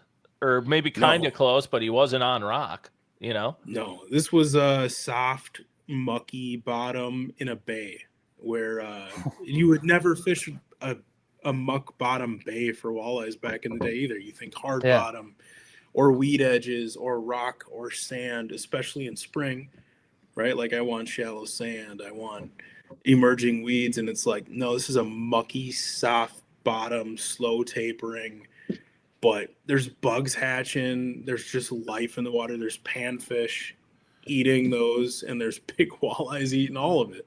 It's so sweet. So I feel like cool. everybody grew up like if their parents fished or they had an uncle that fished, everybody that grew up was like, oh, we going walleyes, you gotta have a lake that's deep, clear with a lot of rocks.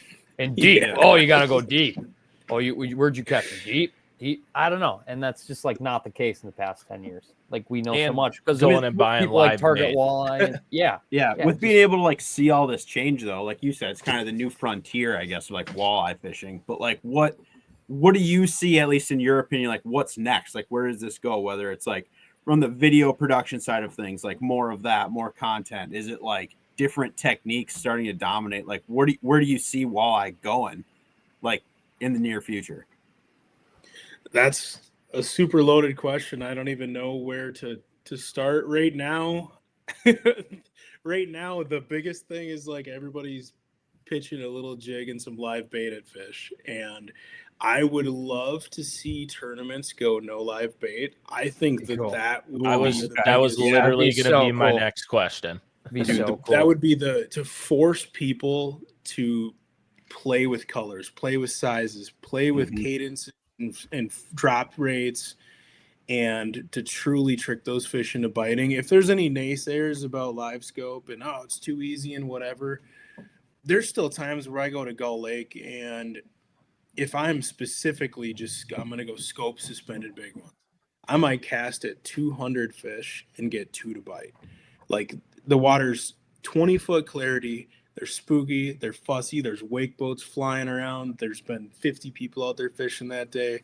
And they're just temperamental on that lake until you get to about September 25th, and then they eat anything. But so like you're putting your bait in front of 200 walleyes, you're getting 2 to bite. It doesn't mean that they're going to bite. Some lakes it's easier than others. Some lakes you cast at 4 of those suspended fish, you get 1 to bite.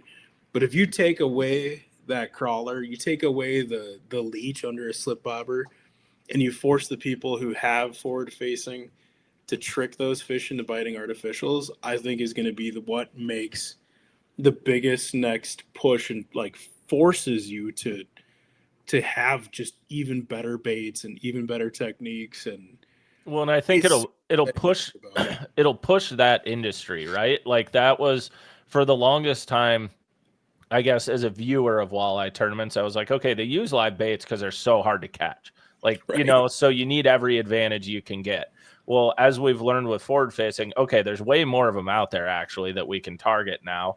And, tour level gold showing that. And a lot of people are showing like we can go catch a lot of big fish now.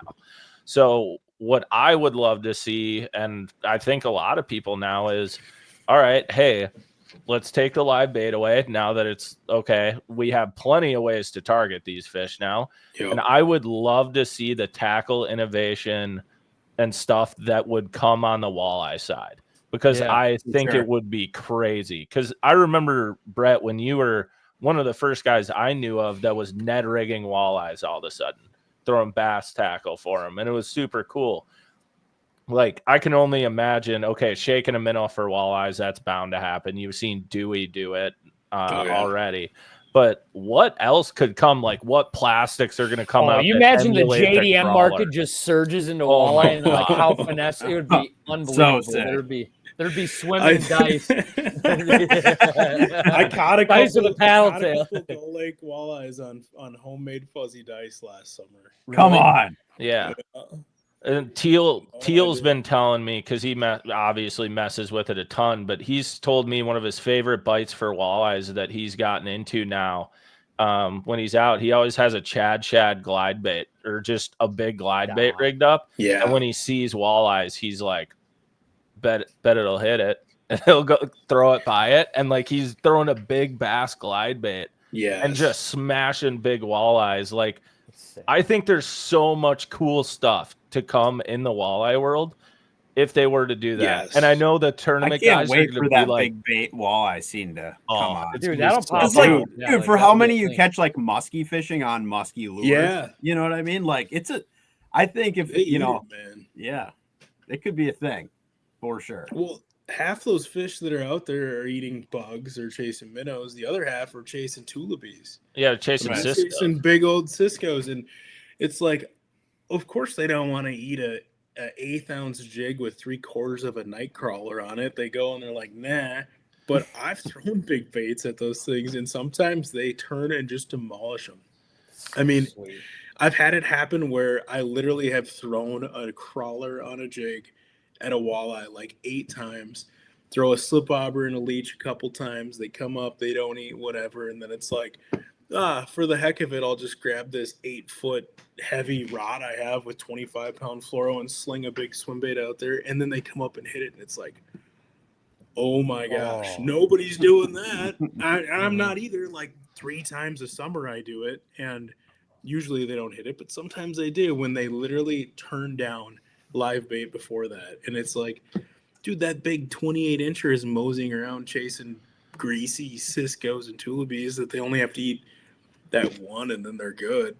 Yeah. Instead of eating 1,700 bloodworm or midge larva. Yeah. So out of all that stuff though, like, I mean, a lot of that's new or like stuff you dabbled with, whatever. What's like your number one, like you look forward to the whole year bite technique, whatever, that when it goes down, you are in heaven. Like, this is my moment. Maybe you could pick 2 because I feel like, dude, it's so hard because my favorite bite is whatever the best one is right now. If it's a reaction bite, that's my favorite thing. If it's like a jig and wrap style glide bait, this spring I've been crushing walleyes on rip and wraps, and I'm sad that I think we're going to be transitioning out of that as temps are finally back up into the 60s again, because that best bite is like 55 to 60. But when you can power fish, that is addicting. Jerk baits, rip and wraps, but all spring I've been just doing like little 2-foot pumps, 3-4 foot, whatever, but slow lifts with a rip and wrap, and they hit it to the point where you're like, there's no way that's a walleye. Like, it's got to be a pike or something. And that's even on gull, pressured fish, and same thing. We're throwing at fish with live bait, shiners, leeches, crawlers, wouldn't eat, and it's like, well, try a rip and wrap, and when they're eating that thing, it is so addicting because it's just. You just get, once you get the cadence, it's like anything, you know, you got to get your confidence up in it. But once you get the feel for that cadence, you just like, you know, it's going to just get dumped, and it does. But yeah, I will say the jig and a crawler thing is really, really fun. I talk smack about it, but like when you get them chasing and you feel that rod tip mush up, and you know that typically when they're suspended out over deep water, usually they're overs, which over 20 inches. It's almost always an over. If it's an under, it's going to be a big, like 19-inch under. But it's like a 23 to 28-inch walleye. So when you're slinging the jig crawler at those suspended marks, and it's a truly big blob where, like, if you're super dialed in, you don't even have to cast it one unless you know it's like that looks like a 28. And when they come up and they're following you up and following you down, and then you finally feel that rod tip mush up, and you, like that moment of, oh baby, and when you go and pull back and it's doubled over, it's crazy that I like that as much as the reaction bite stuff. But that bite will only get better and better too. But damn, getting me riled. Yeah, I like them all, man. It's so hard to choose. The jig and wrap stuff is an absolute riot because you're just ripping, and it's like, why would a fish eat this thing? And you go to rip, and you set the hook without even thinking. On. And those are usually better ones too. And it's like, that is such a fun bite. It can be glass calm, sunny days where people say you shouldn't even walleye fish because there's no walleye chop.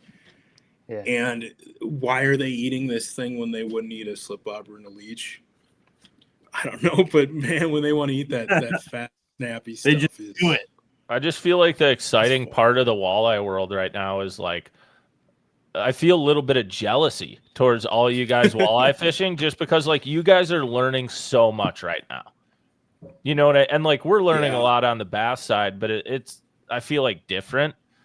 Whereas you guys are like they still knife them, you know. Yeah. Yeah. You got that going on too. But yeah, so you got all that, and there's so much learning going on. And yeah, those bites, I've gained so much more appreciation for walleyes with the development of forward facing, just because I used to always think they were just lazy fish that chilled on the bottom and whatever. But then I was telling the guys about when I was up at Cabotogama for a team trail last year, and you'd run into a school of 20 of them and you throw a jerkbait over their head and you're like, I'm going to be distracted for the next 30 minutes, but I'm going to have a really good time being distracted. Oh, dude, that's so fun. No, I agree. The whole learning thing, it's crazy in the walleye world right now because we can actually see how these fish are reacting to different things that we're doing. And we are learning so much that we never learned or never knew about a walleye. Would have never fathomed about a walleye. And seeing a fish that last night when we were throwing at some fish, one of them came from 25 feet away to eat a bait. And it's like, and it was gloomy and rainy. So it wasn't like this is clear water, but it was a dark night. And like 25 feet away, that thing saw the bait dropping down and already beelined it to catch it. Oof. But yeah, they can be the lazy, fussy, docile thing sitting on bottom, but a lot of the times, man, that you would swear it's a pike. You see it on Live Scope or Mega Live, and you're like, that's a pike. There's no way it's a walleye. And it comes up and you catch it and it's a walleye. And it's like, dude, I would have bet $1 million this was a pike. It's electric. Like flies up 20 feet, hits the bait, and it's only 6 feet onto the surface.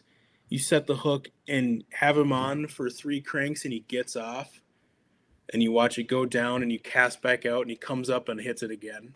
And you're like, I fought that fish for 7 seconds and it got off. And then it came up and hit again, and it's a walleye.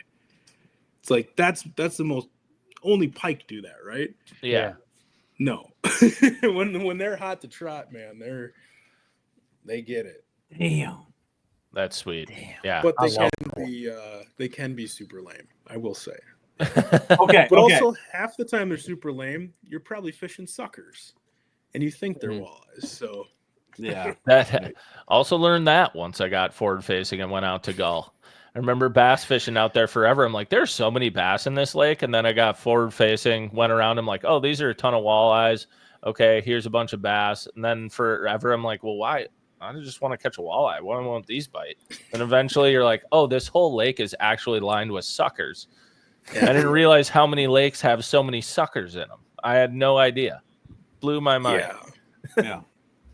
Brett, okay, so like you're going, so you said are you fishing tomorrow, you said? Yeah, I'm gonna go to Gull Lake. So, okay. Early. So give us this is, let's go back to the spill in the juice days. Oh. Give us 2 setups. Go to, if you're going tomorrow, what are you tying up?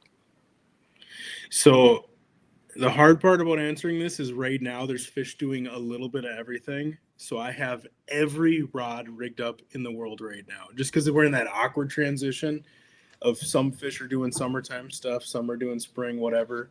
But tomorrow I am going out with a jerk bait and with a rip and wrap, and I am going to go for aggressive fish up shallow on the edge of flats. There's still a ton of fish up there. Yes. I have literally still been seeing big males milking, which is crazy. It's like still.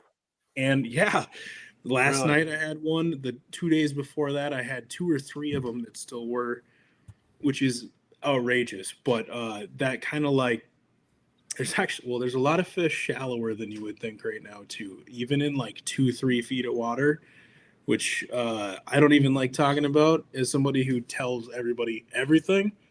But the only way that people are finding those is by bass fishing. Mm-hmm. And I hope it stays that way. But no, I'm thinking tomorrow I will not be fishing deeper than about 9 feet of water, and I will be fishing as shallow as 2. and I'm looking for the edges of the flats. There's fish on sand, cruising sand right now because the shiners are up there and they're spawning. So there's different things going on in all different areas of the lake. There's areas where the perch were spawning and those fish are more by weeds. There's sandy, like kind of gradual tapering slopes where there's shiners up there in 3-4 feet of water, and the walleyes that are up there will only eat bait fish looking stuff. But tomorrow I'm going aggressive. I'm ripping reaction baits, and I know I'm going to catch them, and so I'm excited about awesome. this. Sweet, dude. The weird thing right now is there's so many different bites going on. I'll be in some parts of the lake, and I don't even really necessarily know how to describe this, but some areas of the lake, the fish are feeding up, and some areas of the lake, they're feeding down. And so there's some areas of the lake, you throw a Ned rig, and they just demolish it. And those fish are feeding down. Like you're watching them on live scope. Even if you try to keep the bait above the fish, they'll look at it, and they'll maybe posture up a little bit, but they just swim off. And if you cast something like a Ned rig and let it crash down to bottom, they go straight down to bottom, and they slurp it off the bottom. But then there's some other areas of the lake on shallow sand where the shiner stuff is going on, and they will not touch a Ned rig. They will not eat stuff off bottom, and there you have to keep it above their head and throw stuff like jerk baits. But yeah, it's so crazy how you can be like a quarter mile away in different spots on the lake, and some fish are feeding up, some are feeding down, and want totally different things. I feel like that's heaven though. Like when there's more than one right answer and there's different like you kind of know what's going on, but there's still that element where like you're gonna figure out what's going on best, or over here you're gonna figure out this, over here you're gonna figure out that. That's where I feel like an angler's mind just fireworks. I'm obsessed with that, man. I love cycling through baits, and figuring out, starting with this, seeing how they react. If they don't eat that, moving to this, and by number 4, 5, or 6, you finally dial in what they want. I love that rotation, that cycling through and figuring out what they want is one of my favorite things about walleye fishing. You couldn't really do that before live scope because you didn't know. You didn't know if they were there. Around enough fish. Yeah. So you're gonna use your 2 or 3. I would before live scope. The best thing that I ever found for catching a fish, well, deep, was jigging wraps, because you could use 2D sonar, drive over, see that there's fish there, throw it back, rip it 3 times. If you don't get bit, go. But if you're fishing shallow, I'm snapping fluke style baits on a 1/4 ounce jig head, and you can cover water, so you're just cruising along at like 0.7 along a weed edge, fan casting, snapping it back to the boat, fan casting. But you wouldn't switch up baits, and for all you knew, you went past 50 walleyes, and they didn't want that day. Yeah. But you didn't know that, so you were just going to use your confidence bait and cover water until you caught one and then break it down. And so now being able to know that you're actually fishing fish, it's just a whole different world on the walleye side of things, to be able to actually cycle through your rotation of finesse to more aggressive stuff and figure out what they want is addicting. I love it. Such an awesome puzzle. Just never ends. That's sweet.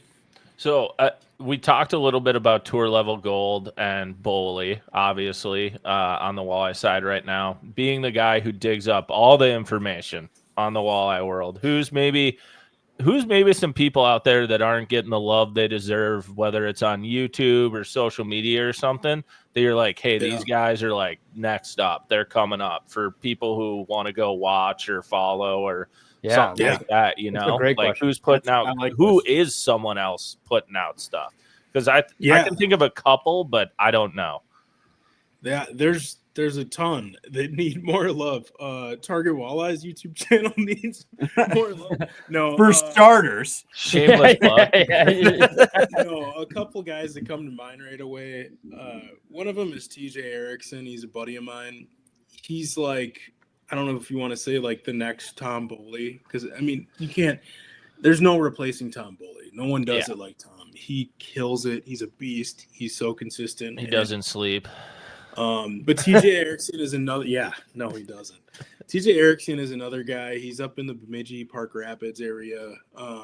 Who, what I like, he's actually a teacher during the daytime. Used to guide in the summers, and then this last year went full-time YouTube.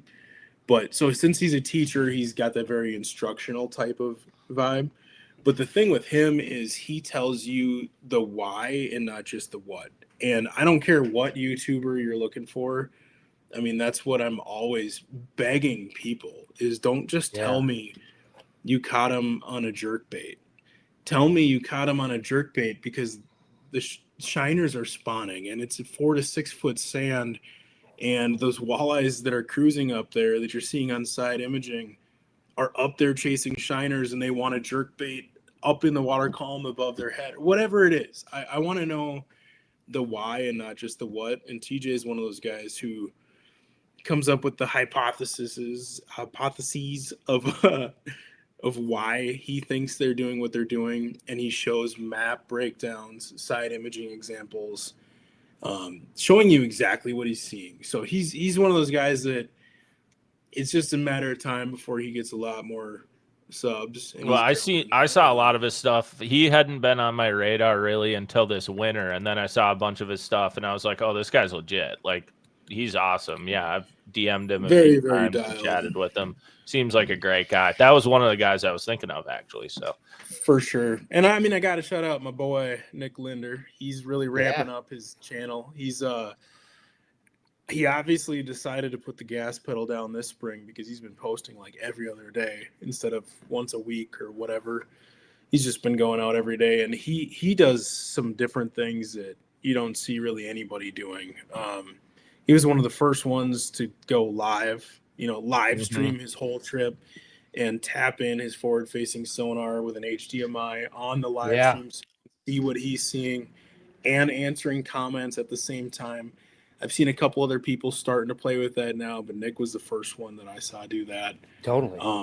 And he'll do like the raw uncut films too, where he goes out for 3 hours and runs the camera the whole time and doesn't edit at all. So you can see his whole process of start to finish, which is crazy because YouTube, it used to be, it had to be whatever, 5 minutes, and then it had to be a 10 to 12 minute video, and then it had to be whatever, who's going to sit down and watch a 3-hour video? Like, I don't have time for that. Yeah. But actually I do, because I'll turn it on and listen while I'm working, and then when you hear something that catches your interest, then you pull it up and you're like, oh crap, he's catching one right now. But so Nick's playing around with some fun stuff like that. I love the live. I think that's he's let me come on a few of them, and it's like the funnest thing that I do all year long. When you're sitting there fishing and seeing real-time comments and people are watching right now and asking questions, and you can show them exactly what you're doing, and they can see your sonar screen, and you can talk through what you are doing and why, like what you think that fish is doing, the way it's reacting or whatever. I love the engagement of that. So I think you're going to start seeing a lot more of that. It's so raw and real too. I think it's so sweet because it's like he's out there and he's fishing right now. Like when you see his live, it's like he's out there right now. It's not like, oh, dude, I wonder when he filmed that. It's like, dude, there he is right there tonight. It's now. He's out. I think you're going to see it grow. I mean, dude, look at video gamers live stream. For real. There's people who just live stream their everyday life, and it could be something that I don't give a crap about, and I catch myself watching it just because it's like, this is right now. This is, or like I'll comment on a video, and there's just something about like, I don't like need that gratification or whatever, but for some reason, I guess I do, where I'm like, if they're live streaming, I'll send a question or something because like you want to see them like, holy crap, it is live. They actually are reading this right now. They're like, oh, Brett wants. But to your point, it is addicting too. Like where you just kind of have it on. Like I know I watched some of you guys when you guys were ice fishing this winter, and it's like you just have it on or whatever. But then like something catches your eye. Like I'm like sitting at home. It's like I'm not doing anything tonight anyway. Put the boys on and you're just chilling, and all of a sudden you're like, oh damn, like one's coming in. This is sick.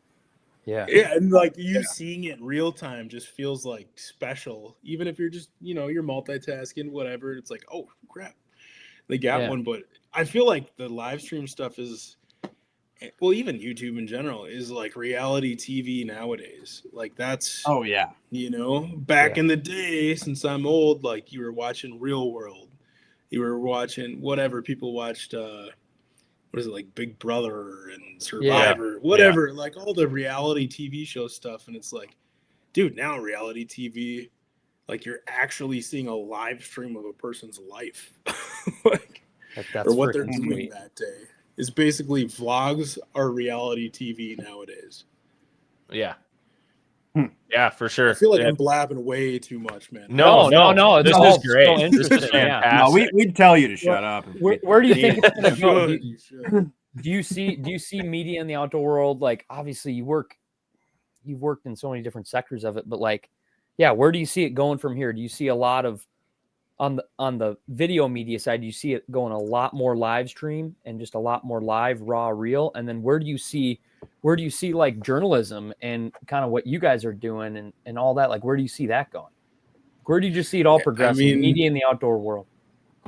Yeah, it's tough because like right now the biggest trend is shorts, right? Like shorts, reels, quick hitting, 30-second, 60-second, like stuff you can just digest and spit out. And so that's the biggest thing right now, which to me screams that there's going to be something different ASAP, because anytime you do something, if everybody starts doing one thing, it's time to pivot. So like when nobody was doing the reels and shorts, like you should be crushing those, and you still got to be doing them because if that's what Facebook, TikTok, whatever, Instagram wants to push out, you got to do that. But I feel like because shorts are such a crazy deal right now and everybody's doing it, the guys that you see starting to do the live stream, the long 3 hours on the water, the raw uncut stuff where it's like 6 hours unedited on the water, maybe it's an hour, whatever, but that unedited feel, I could see that being kind of one of the next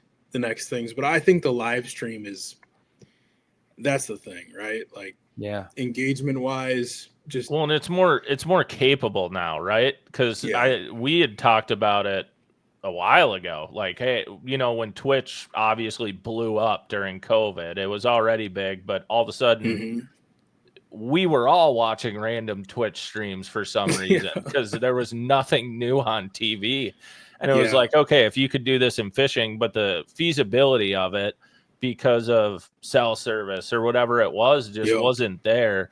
And now there's a lot of solutions being figured out so that it's actually something that can be done, And it can be done really well. I mean, like you can be in a boat and have 2 different angles, 3 different angles, and have your forward facing sonar screen also in a corner. Like you can do all that as just an average Joe, which is, it's crazy that we can't get a freaking live stream walleye tournament. I mean, when like you could put up a cell phone or a GoPro and just set it to live, put it on a YOLO tech in the back, like at least it would be something, and that would cost nothing. You're starting to see some anglers do that. I know, like on the Bassmaster side, like Chris Zaldane, who else on them? Matt Robertson, Logan Parks. Yeah, Logan Parks was the first one I saw that like mounted Starlink in his boat. And now you're starting to see some more people doing that too. But I mean, even just that, it's like you throw that thing on a YOLO tech style deal and you don't even have to touch it again. And at least it's something. Give us some freaking live stream walleye tournaments. Yeah. That's all everybody wants. And there was one head-to-head fishing did it for a little bit, and they crushed it, blew up like crazy. But I guess the cost was just too much where they had to scrap it. I mean, that was higher end. They had a studio. They had legit camera dudes in the boat holding the big whatever. So it was hard to get that little sampling in the walleye world and then have it taken away and go straight to nothing. Like the first live stream they did of a tournament, it had like 167,000 or something unique viewers on their Facebook page, which their Facebook page had hardly any subs or followers. Yeah, it had like 3,000 followers. That was like during COVID. I think I remember watching that.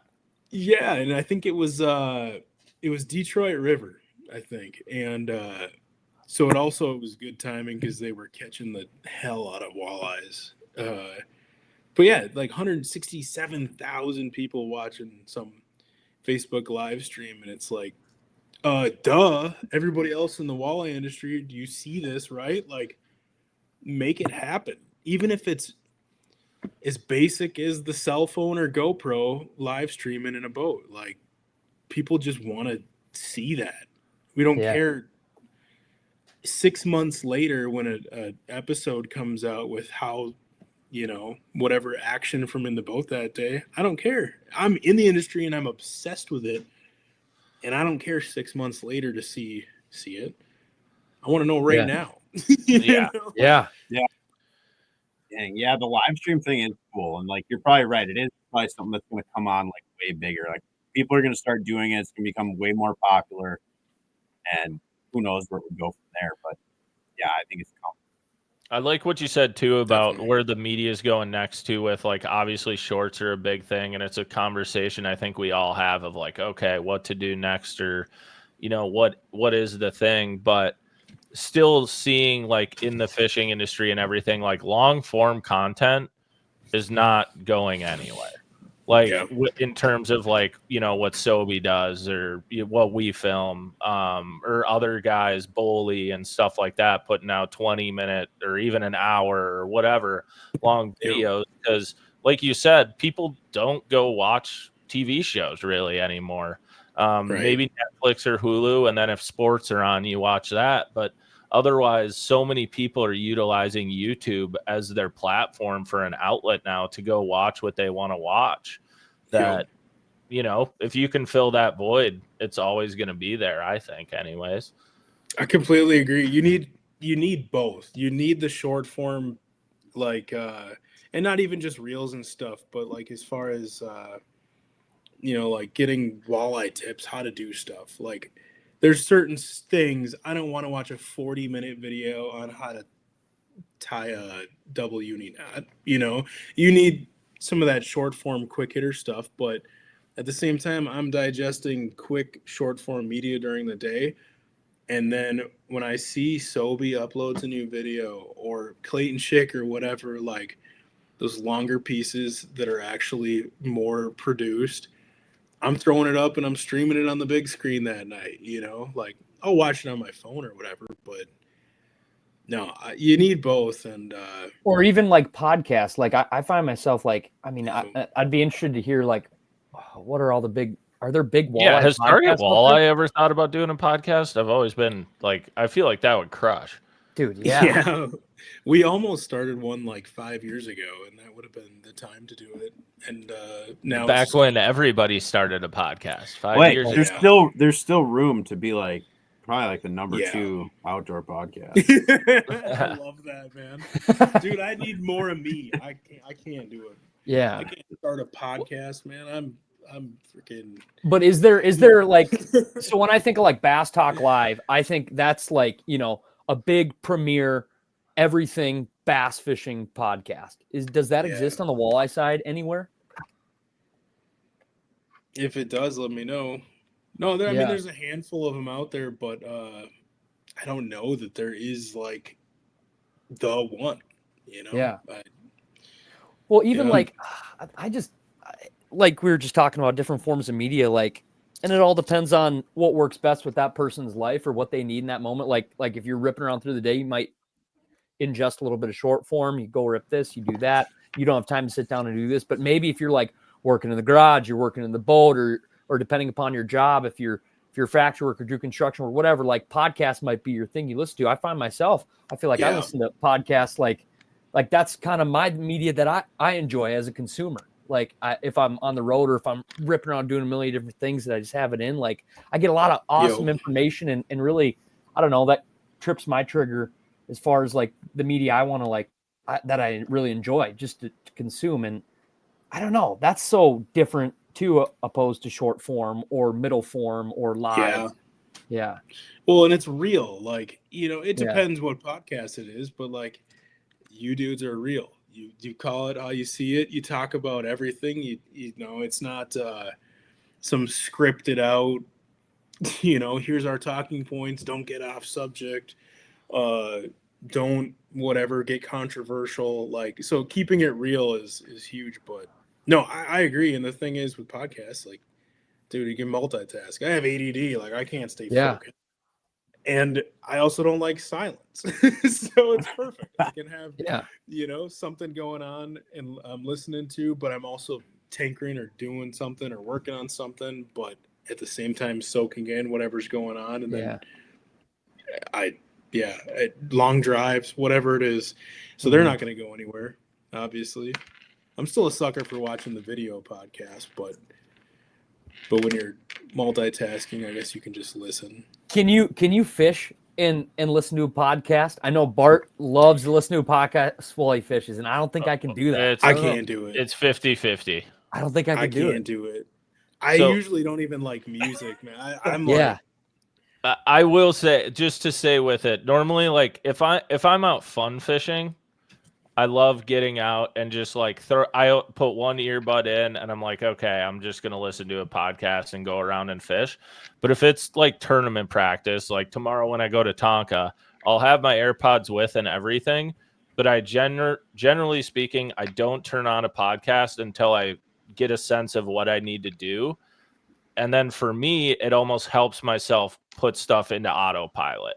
And I don't start like overthinking stuff or whatever. It's like, this is a pattern. I'm running this and this is how I'm going about it. And I just get really efficient. However, if I never get in that mental space, I'll look at the graph and all of a sudden 4 hours later, I'm like, I've accomplished nothing. I have no idea what's going on. I've listened to 2 podcasts. That's great. But I don't actually know what any fish are doing right now. So it is a fine line depending on the day. But what about music in the boat, Bart? Like, you ever crank tunes in the boat? No, sometimes. Like when you and only Alyssa when they're not biting. Yeah, like when you and Alyssa are or when they're really, really biting. Yeah. Honestly, the only time I really ever listen to tunes in the boat is like when I'd fish opens or whatever. If I had a long run in the morning, I'd bring some AirPods with or a headphone and plug them in the morning and be like, well, I got to drive 40 minutes now and this would be fairly boring. So here we go. But like day 3 of the Invitational on Kentucky, I listened to music for the first 3-4 hours of that tournament day. Just running around doing whatever. Yeah, literally during like an Invitational. I made sure I was like, yeah, I'm good. It doesn't matter if I'm listening to music. What about you, Brett? I know you are a music connoisseur. Do you crank tunes while you're fishing, or is that just drive time? It's like Pink said. If the bite's really terrible, yes. If the bite's really, really good, then yes. Yeah. Normally, no, but it kind of depends on the vibe. That's fair. Like we'll bump some gangster rap and stuff when the bite's really good and we're feeling really cocky. Yeah. It feels like you're just in the zone and it's like everything's working but otherwise maybe I'll have it down on low. I'm trying to fathom listening to a podcast while fishing, and it's so crazy that it never even crossed my mind to try that. I cannot imagine. Because I feel like I gotta hear myself think. Like you're like hearing yourself think while you're doing this. Yeah. Like I feel like I'm a phone call fiend, dude. Like I don't feel like I don't listen to that much music, but I'll be on the phone with somebody for like hours. When you're fishing, that will happen. Yeah, that happens. Well, dude, when I'm like I love to complain, dude. Like I'll be like, "Oh, these goddamn fish," and then I'll be like, "I got to get out of this bay." They're like, "What are you talking?" I'm like, "I got to get out of this goddamn bay right now." Like I feel like I just like when I'm telling somebody, and otherwise I'm spinning my wheels in my own head. But I'll be on the phone, dude. Like, I am a phone talker during practice. I'll call like Waldo or Void, or I've talked to Pink or Sobe. I'm like, yeah, I'm practicing. And they're like, oh, I'll let you get back to it. I'm like, no, I'm good. Like, it's chill. We're just going around. Brett, are you one of those guys where you just like, if you're fishing, you are off your phone? Like it is. Yeah, I won't look at it for 12 hours straight. That's what I'll glance at it, and I'll even be like, oh, I should text them back, and it's like I can't. Dude, my phone ringing or talking on the phone while fishing is my biggest nightmare because I can't. Well, that's your alone time. Yeah, and my brain just goes a million miles per hour when I'm on the lake. I'm constantly trying to process everything that's going on and calculate stuff. And when I'm talking on the phone, like, dude, if I answered the phone right now and wasn't doing a video thing or whatever, I'd hang up the phone and all of a sudden I'm like out in the garage. Like I black out. I just pace around. Yeah. I don't, I'm just constantly like, I'll be over there and then I'm in the garage and like I've gotten off the phone and I've respooled 12 reels with fresh line. And it's like, I don't even know. So like, I can't imagine fishing because like I wouldn't know what happened. I don't know. Yeah. I would just recommend the next time you go out and you're like, I'm going basin scoping or whatever, like, because that's when I'll for sure plug in a podcast is when I know trolling motor down, I'm going for like 2 or 3 hours here looking around, maybe bounce around a bit, but like I'm fully dedicated to this. Plug in a podcast. Crazy. It's just like, I don't know. For me, it's like soothing, and at other points, like, you'll be staring down for 30 minutes and all of a sudden you're like, I'll get distracted and be like, I'm going to go up and fish that dock. Even though I know that's not what I should be doing, but I get distracted. Whereas the podcast will like pull me into, this is what I need to be doing this, That's funny, man. I think it would just have the opposite effect on me, but I like how different everybody is. And everybody has their things. And if you want to listen to a podcast, well, you break down water, man, you do that.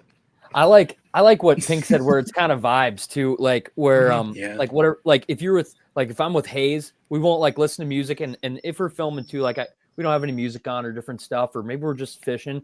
But then if we decide, okay, no, let's go way to the other side of the lake, or like a couple bays over if we're on Tonka or whatever, and we just decide to make this big move or something like that, then we'll crank the gangster rap. And it does, and then it's like it doesn't even matter what had happened in the previous 2 hours if we didn't catch them or we had a bad idea. It's like you roll into a new spot in a new area and you bump tunes and then you turn it off and then you get back to fishing and you're just like, I feel revitalized if I just blare some tunes in between a spot change. I'm like, we can do this. We can do anything. We gotta fish again. We gotta fish together again, because that's exactly. Bump into that on that 2-minute boat ride or whatever, and then slowly it fades off back into fishing. Right. Which, by the way, nobody knows this, but Sobe and I text each other about 30 to 50 times a month, and every text is a new song that the other person should listen to, and that's our only conversation we ever had. I want to be in this. I need new music. Can I please? Right, dude.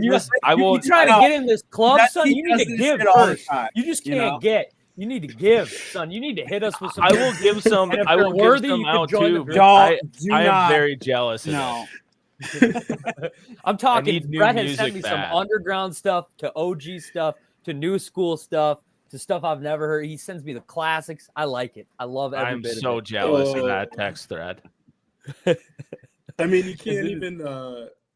Of course, it's all like uploaded to iCloud and stuff, but you can see like all those that should be photos.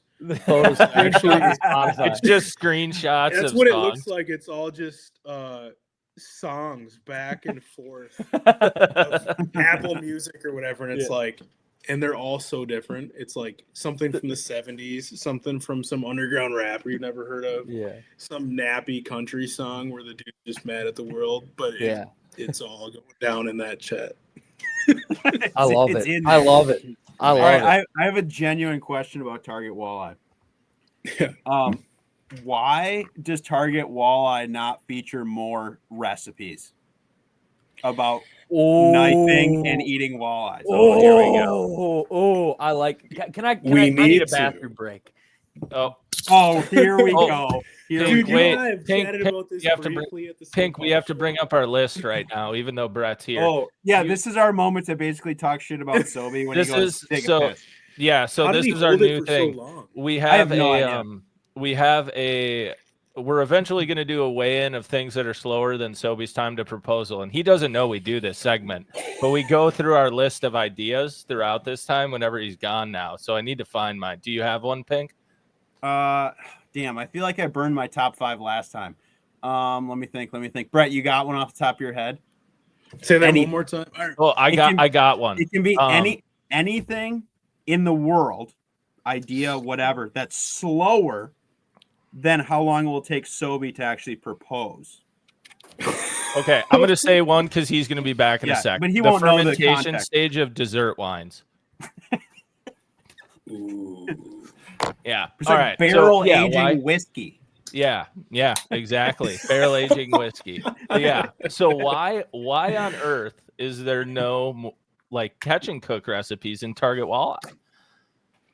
Once in a while I sprinkle one in, but it's totally just a time thing. We should have a section in there. We have news, tip of the day, whatever. We literally should have a recipe of the day or recipe of the week or a dish of the week. Pink, help. You would be the perfect fit. You guys write them up with I feel like we talked about this and I was denied, and it's fine. I actually told you we should do it, but then I never followed up. But you never followed up either. So, no, we really. It seems like everyone's placing blame here. I don't really know. I think it would be awesome, though. I really do. I think it'd be awesome if, like, and not just Pink too, just you had co-contributors or even just like, even fan or subscriber recipes that they send in. Like everybody's got a different recipe. Everybody's got something. I just think in the walleye world, it's just like, granted, yes, there's a lot of like the tournament aspect, and it's becoming more of like a sport fishing type atmosphere to it. But goddamn, is there something about knocking the sides off them that's electric? Oh, all of the sides. I just froze up a bag full of cheeks the other day. I've been saving them. Oh God! What are you gonna do? When are you gonna break those out? Like, what kind of an event does it need to be where you just pull out a bag and you're like, these are the cheeks? You got like chicken wild rice soup. I've done pheasant wild rice soup. I've done walleye cheek wild rice soup. Mm-hmm. Part of me wants to do like a buffalo chicken dip, but also you wouldn't have to use the cheeks for that. I don't know. I need to tap into Pink's brain. I've got a bag where literally for the last like 2 years, it's a big giant Ziploc, and every time I cheek fish, I throw them in there and then add a little bit of water. And I finally melted it all down and put it into one. I vacuum sealed it, and it looks so pretty. It's just a whole bunch of little rosy reds. Can you go get it? Is it far away from you? I want to see it. It's in the garage. I might have taken a picture if that's easier. Yeah. Freaking the real question here, Brett. We had a PTB fan question last time we did it. All right. Oh, yes. Yeah, that's a lot of yes. That's her. Mm-hmm. Yeah. Oh, God, the video. Insanity. Oh, man. God. But so the real question, Brett, is we had a PTB fan question. Someone asked, what is it about knocking the sides off a walleye that is so satisfactory compared to other fish? I feel like you would be the satisfying. Yeah. That is so satisfying. What would you say the answer to that question is? You're more qualified than all of us probably to say. It's all the above because it's the chase. They're harder to find than bass. When you catch one and you fool them, you feel like, that's right, I got you. Mm-hmm. And of course, they're just absolutely delicious. But then they're just like, imagine if they were green, like bass and stuff. Ooh. They're freaking gold, man. They're shiny. They're gold. They're literally swimming prizes that happen to taste delicious. Killable. Yeah. Oh, they are a beautiful fish. And they are beautiful. You glide the knife down the edge of them, and there's just nothing that cuts quite the same as a walleye and it's does. Crisp. It's like a real nice, crisp line, solid, firm. And like one of the most satisfying things in the entire world is zippering them, pulling that little strip out of there. That's like, when you get that, like, cut a couple slits, and you go, magical. I think you could. I know maybe you want to save them for you and family in a special time, but I think you could double down on the cheek deal, and you go, we are doing a blast where you can sign up for an email, just like sign up with your email address, and it's a way for you to garner more email addresses. And you're going to pick somebody random, You're bringing them to Gull Lake. You're taking them walleye fishing, and then you're serving them a meal of cheeks. It's a whole weekend deal. Come on, I'd put all my relatives' emails in there fast. Estimated value priceless. Yeah. Truly priceless. Come on, Years worth of walleye cheeks. Yeah, right here. Like, what are you serving? I like I'm serving just the cheeks to you. Cheeks only. I'm just gonna saute them in butter like they're little scallops. I don't know. Yeah. Oh, I think you should. Yeah. So okay, what's your? I mean, I feel like everybody has their own little favorite or whatever, but like, what is your absolute fit? Like, even if it's not the easiest one you do all the time, whatever. What is your absolute best way you've ever eaten a walleye? Period. Sticks in your brain. I'm such a sucker for fish tacos. I know it's overdone, overplayed, but I am such a sucker when you get the crispy little chunks. They got to be crunchy, and you have to have a good sauce, and you got to have the slaw and pico. But like, if I can't get enough of it. I don't know what it is, but yeah, I can't get enough of it. I don't know. Fish tacos hit. You're right. I mean, like, everyone loves fish tacos. Ways. Done baked, done the Parmesan thing, I mean, a little bit of everything. Like I said, the like soups while you're out ice fishing, outstanding. The buffalo walleye dip was so good. I want to do that again, but like, dang, I need to try that. I can't get enough of fish tacos if you have all the ingredients, because if you don't, then they're just dry, and you just got to have all of those different flavors. And I would do it every single day if it wasn't such a mess and a disaster. But I also need to expand. I need to bust I have your book sitting right there on the end table. I need to bust that open and try something new, because I haven't tried like your burgers. There's so many things I want to try. That's going to open some doors. Yeah, you don't need the cheeks for the burgers though. No, you grind them up. Cheeks you don't want to get too crazy with, because they're their own thing. Yeah, I feel like less is more. What about like the saute them in the butter? I feel like the chili chiles with the cheeks could be the way to go at it. It could be. It could. I mean, but again, you got so many other flavors happening there. That's the thing with something like that. Yeah, maybe the ceviche. Yeah, but you could do that with just fillets too. We just did that over the weekend. I did fish tacos when I was camping this weekend, musky fishing, with some walleyes from Green Bay. Whew. Good. Oh. So I get what you're saying. Like, I would do fish tacos constantly.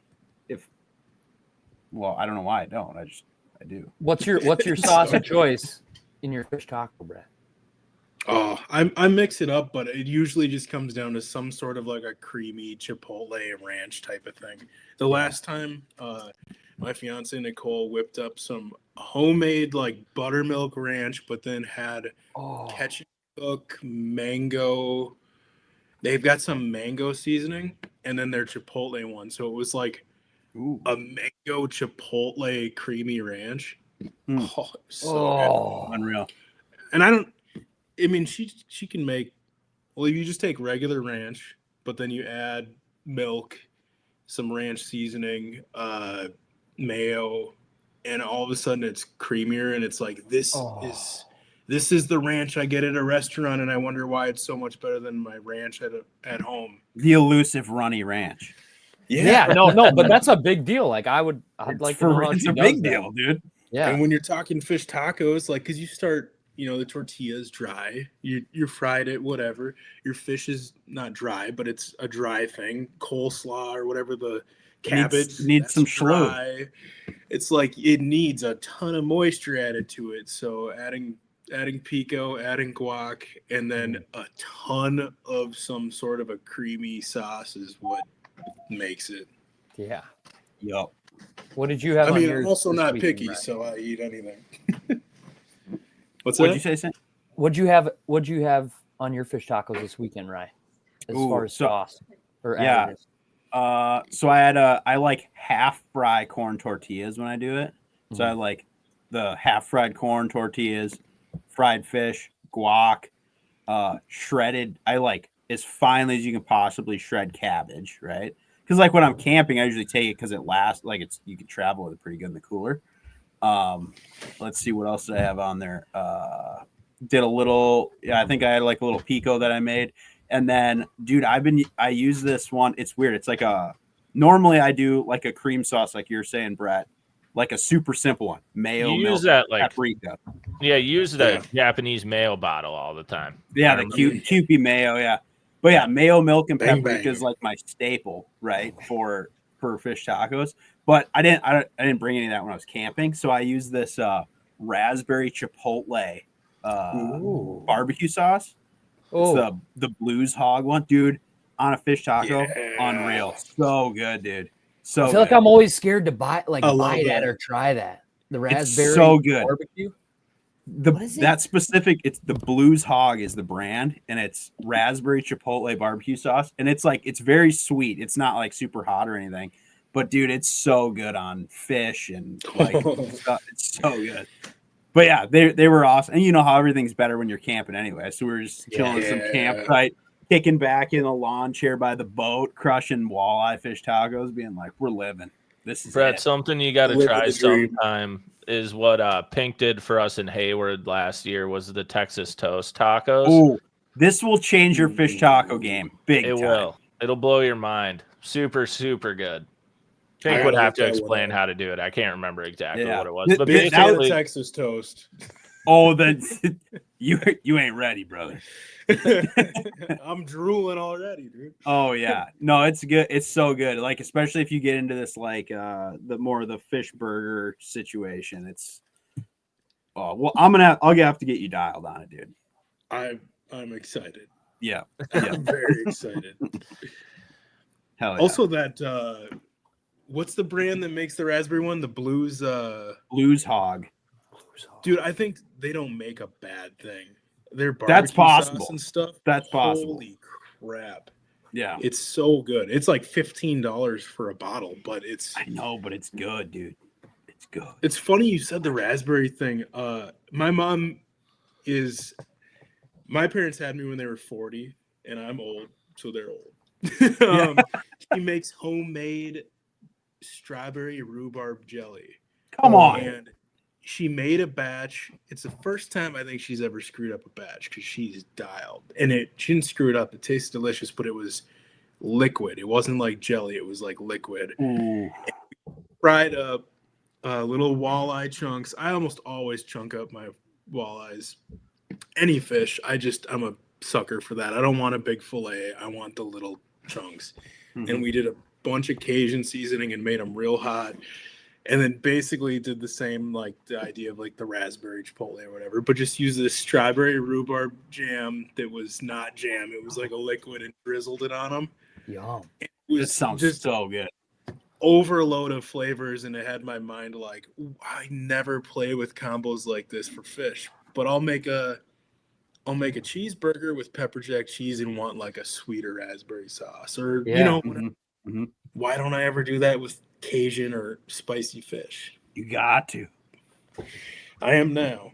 I got one jar of the 2 runny strawberry rhubarb left. I'm saving for a special day. Yeah, that's a good mess up. That's freaking an awesome mess up. It made her really happy because she was devastated. She messed up 1 jar out of the 7,000 she's done over the last 58 years. Like, that's awesome. I just know Pink's hyped right now because we got in a solid like 15 to 20 minutes of cooking talk. That's all he ever wants. I've been meaning to bust his balls on this for a while, so this was good. We got to do it, man. Even if it's once a month, if it's once a week, it's just we're all busy. We all got obligations. If all of a sudden it's like, how am I going to do 2 of these a week? How am I going to whatever? But you also have a lot of content that's already, you know, you literally put together a book. So that alone, you already have like the media, the everything, and it's yeah, man, a little recipe of the week, little dish of the week would be a hit for sure. I've once in a while shared just a random thing if I come across it from people. Sure. And I get people replying to the email saying like, We want more. Do more recipes. And Blues Hog. for sure. Hit up Target Walleye. Hit up Ryan. Come on. Make it happen, dude. These are non-endemic companies that need to come in and blow Target Walleye up to a whole new echelon. Get that get that NASCAR money going. Get that I like it. money. Dude, we use their stuff more than the average Joe. Like, yeah, fishing industry, man. There's so many companies like, dude, super glue. Like, get over here. You know, I just need 12 super 12 glue bottles Loctite. of the gel coat Loctite. That's the one. Like, dude, give me a wrapped boat that's gel Loctite. The Loctite gel. And we'll even put the wrap on with Loctite. You imagine everybody else getting the wrap, sees that Loctite boat, they would just be like, hat, like, no doubt. Dude. Get over here. Nancy down the street has not ordered 12 bottles of that in her entire life, you know, and I did for May. Like, get over here. Also, if someone can figure out a nozzle that also doesn't super glue shut, I would be very appreciative of that. We got NASA on it, dude. They're looking into it. Figure it out. Oh, I love it. The whole non-endemic whatever sponsor, that could be a whole podcast episode itself. Oh my God, for real, dude. For real. Is that even the word? And did I say endemic? Is that non-endemic? Yeah, that's a thing. No one knows what it means. It sounds weird now. word. Yeah, it sounds weird. Yeah, no, it's not. It doesn't sound right. I heard it said in other podcasts or something at one point, and I was like, okay, I know the meaning, I think. If you just say endemic by itself, it sounds like a GI doctor, like a colonoscopy or like a something like that. Like, I'm old now, so I have to talk about things like that. I'm 36. I might look 50, but I'm 36 now.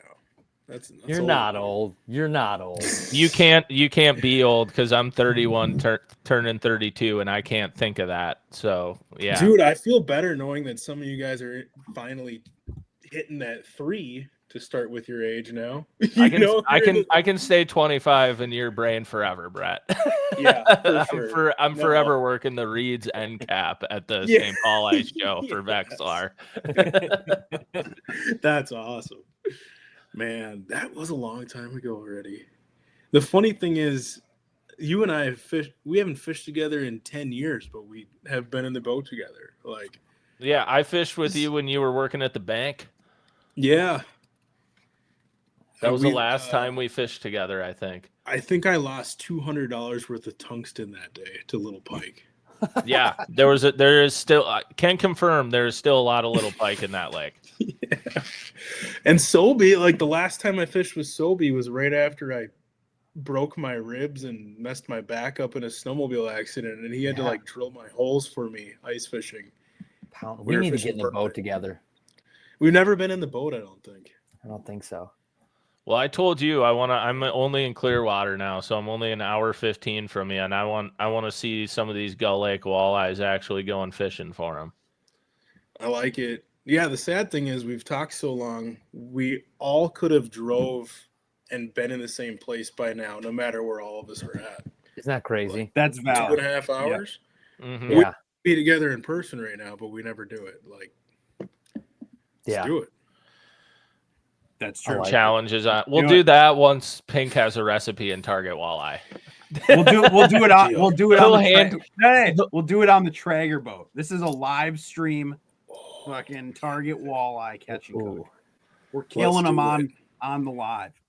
That's the thing. We gotta catch them and kill them too. That's what I'm Let's saying. do it. Yep. I like it. Yeah, Pink's all about that. Blood for the people.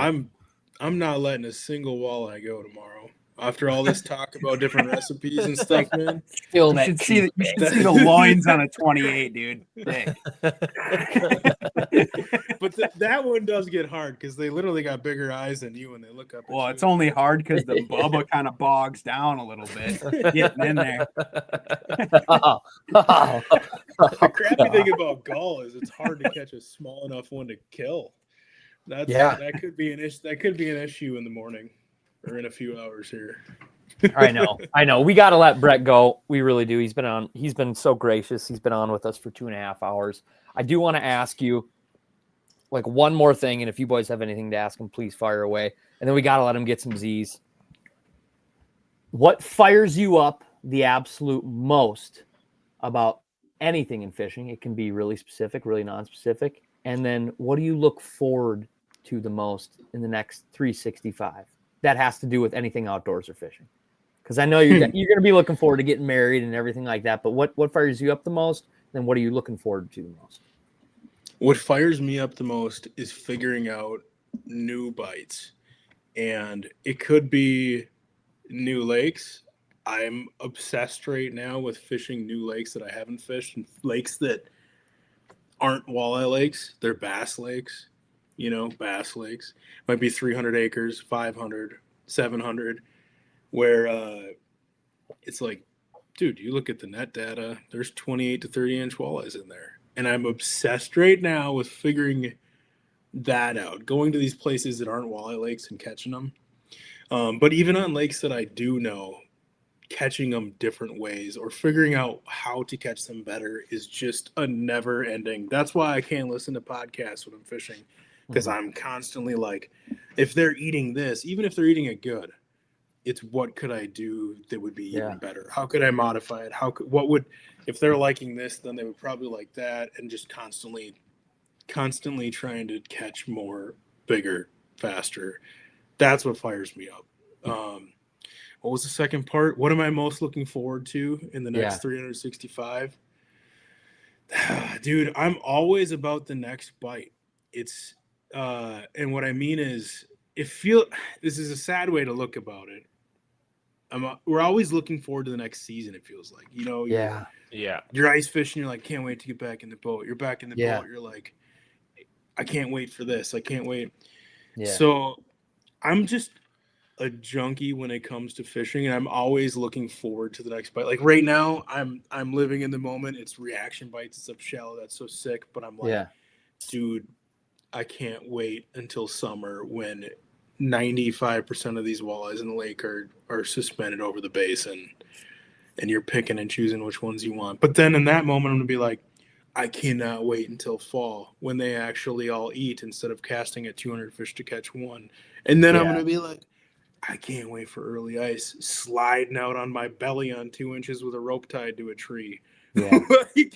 We're lucky. Like we are lucky. We live where we live. It's like, it's we do always have different stuff to look forward to. The change of seasons and the change of seasons is such a broad term, but like when you're an angler, it's like the change of bites, the change of techniques, the change of opportunity, what you can do. Like that is a freaking never ending. It's a hamster wheel of freaking excitement. It really is. You live here, you do it all. It's like, the Southern bass dudes, that's what they do. And up here, and I think it's probably because like in the winter, you're like, well, I'm going to go ice fishing, I guess. And then walleyes are hard, so I'm going to chase bluegills or whatever. But it feels like most people up here just do everything and try to fit it in. I don't know. Oh, man. I don't know. My brain's so scattered. I'm just always looking forward to the next thing. I don't even know what it is, but I do have one last question. Catch 'em, man. So obviously walleyes is kind of like your life and all this stuff, but what is your like number one bucket list fishing adventure, other species, whatever that you want to do? One day I want to catch a white sturgeon on the Columbia River that's 11 feet long. And maybe that's what I'm going to do for my bachelor party. Get some homies together on one of those boats. And, I've done the Rainy River sturgeon thing, and that's so freaking fun. And we're so spoiled that it's just 4 hours north of here. But to catch a 7-foot sturgeon over there would be a baby. Catching a 12-footer would be cool. That's definitely one of them. On the walleye side of things, I need to go to Fort Peck. I need to. Yeah. It's killing me that I haven't yet. It's like, dude, if I left right now, I could be there dang near at sunrise. Why have I not done that yet? Yeah. Were they 30-inch average to get second place in a tournament? Why have I not been there yet? Other species, though, I mean, the white sturgeon thing is that's up there. It's just so different. Sweet trip. Yeah. But I want to do it all, though. That's the hard part. Yeah. I don't know how to choose just one. Like, I want to I've never open water fish lake trout. I want to do it when they're up spawning You're up in the shallows and you can cast like you're bass fishing, but you're getting 40-inch lake trout. I want to, I don't know. I want to go to Texas and fish flooded trees in 28 feet of water for walleyes. And like, there's walleyes in Texas. Did you know that? No, I did, but I'm not really. No. Yeah, I follow a page. It's like Texas Walleye Association or something. And usually it's kind of like a local league around here. Like you catch a couple fish and you do pretty good. But like one of their tournaments a couple years ago, they had almost a 7-pound average on 5 on a lake in Texas. Wow. And I reached out to the people to find out like what you were doing. And they were pulling spinners, bottom bouncers over flooded trees in like 28 feet of water. And they had like a 6-7 pound average on 5 in Texas in February. And it's like, that's crazy. I drive north all the time. I never think to drive south. I'll drive 14 hours north to go fish for 24 hours and come home. I could dang near be to Texas in that amount of time. And I could tell my boat. And you can't tell me there's a lot of people super diehard, walleye fishing down there. I mean, there's some, they got a walleye league, but I don't know how many people are scoping flooded trees. I want to go. There's a lot of them doing it for bass. Yeah, right. And I want to do that too. I want to catch a 10-pound bass. Yeah. God, dude, it's endless. It is. It literally is endless. Oh, it's sweet. I'm so glad we were able to have you on, Brett, because like I knew this conversation was going to be awesome because your passion and just excitement about fishing in general is just like what's so good about the fishing industry. So it's fun to be able to go through it all with you and see the man behind Target Walleye. I love it. Chatting with you, I could chat with you guys for 20 hours straight. I mean, I can't believe it's been 2.5 or whatever it has. You guys are my homies. We normally only get to chat when it's like we cross paths at the St. Paul Ice Show. It's normally like 12:30 at Tom Reed's on Friday. Or 3:30. Yeah. No, or we cross paths at some random event or a media thing or whatever, and it's so it's fun to actually. This is like the most I've even gotten to chat with you guys. It feels like it's always so quick in passing, and everybody's got to be somewhere. I got an appointment or drunk. Or so no, thank you guys for having me on, and I feel like I just blabbed too much because I wanted to hear more from you guys. No, you were the guest. You did not blab too much, and you got a lot of awesome information, and it's the time of year, dude. You know what I mean? Like it is still spring. You broke down a bunch of different bites, and like Adam said, you're the man behind Target Walleye. You're a really busy dude. You wear a lot of hats and you make a lot of impact in not only the Midwest, but nationwide for fishing. And you've operated in a lot of different sectors in the media world that makes up kind of the outdoor media world. And you know a lot of folks. So for you to take some time and hop on the #1 outdoor podcast in the world with us, we appreciate it. We really do. Follow Brett McComas on Instagram. Follow Target Walleye. Follow their YouTube channel. Reach out to these guys. Subscribe with your email. They're putting out amazing stuff all the time. It's consistent and it's real time. So thank you. Thank you so much. Yeah. Thank you. Pass the Barb, fellas. Yeah. Go catch some walleyes tomorrow. I expect a text of one with a jerkbait T-boned. Picks only. I'll send you a text at 5:37 a.m. I'll do a group chat. It'll be T-bone. Picks are gonna love it. Yep. Awesome. Well, thanks, fellas. I seriously appreciate it. Yeah, thanks for joining us, Brett. Have a good one, man. Thank you. Peace. All right, boys. Well, that was awesome. So good. Brett's a gem. Brett's an absolute gem, dude.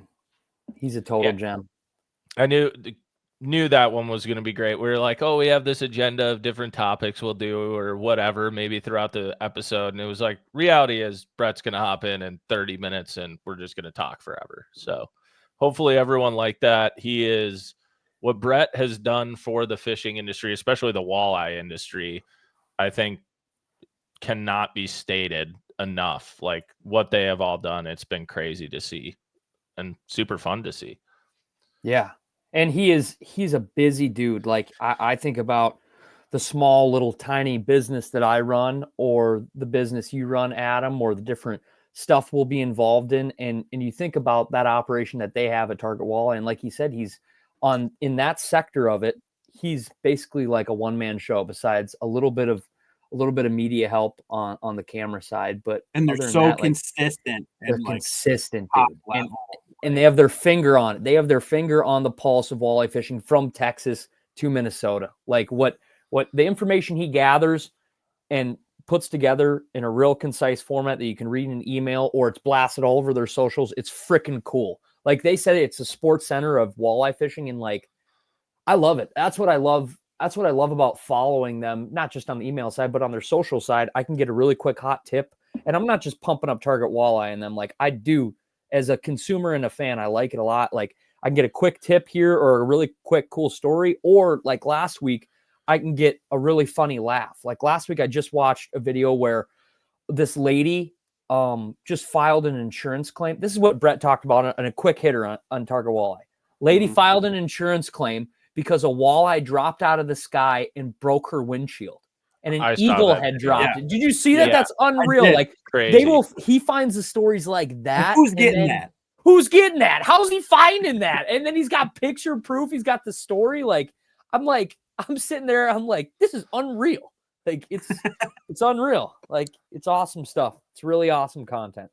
Yeah. Major shout out to Brett for joining us. And yeah, I guess, boys, do you have anything else? Otherwise, we're going to call it for the week, and we'll see everybody in 2 weeks. We'll have a lot to talk about. There's going to be a Champions Tour event, a bachelor party, Pink's going fishing. Yeah. And there'll be another Elite Series event right around the corner. So we got things are going to be Elite firing. Series event? It's 2 days after we record the next one. Okay. 10 killer. Okay. Play caps. Okay. PTB recurring guest. His breakout event. Hopefully. I think that's looking way far ahead. I feel like ourselves and the folks. Well, it's the next one. They need to say a prayer for us to make it through Bart's bachelor party. There's going to be stories. There may be there'll be some PTB content coming to you live. God, from that would be awesome. That'll either make us or break us for sure. We just live stream the whole thing. Yeah, everybody go follow the PTB social medias. That would probably be smart. We gained a lot of followers, but we're all going to jail. Like, we did it. Yeah, but we're locked up.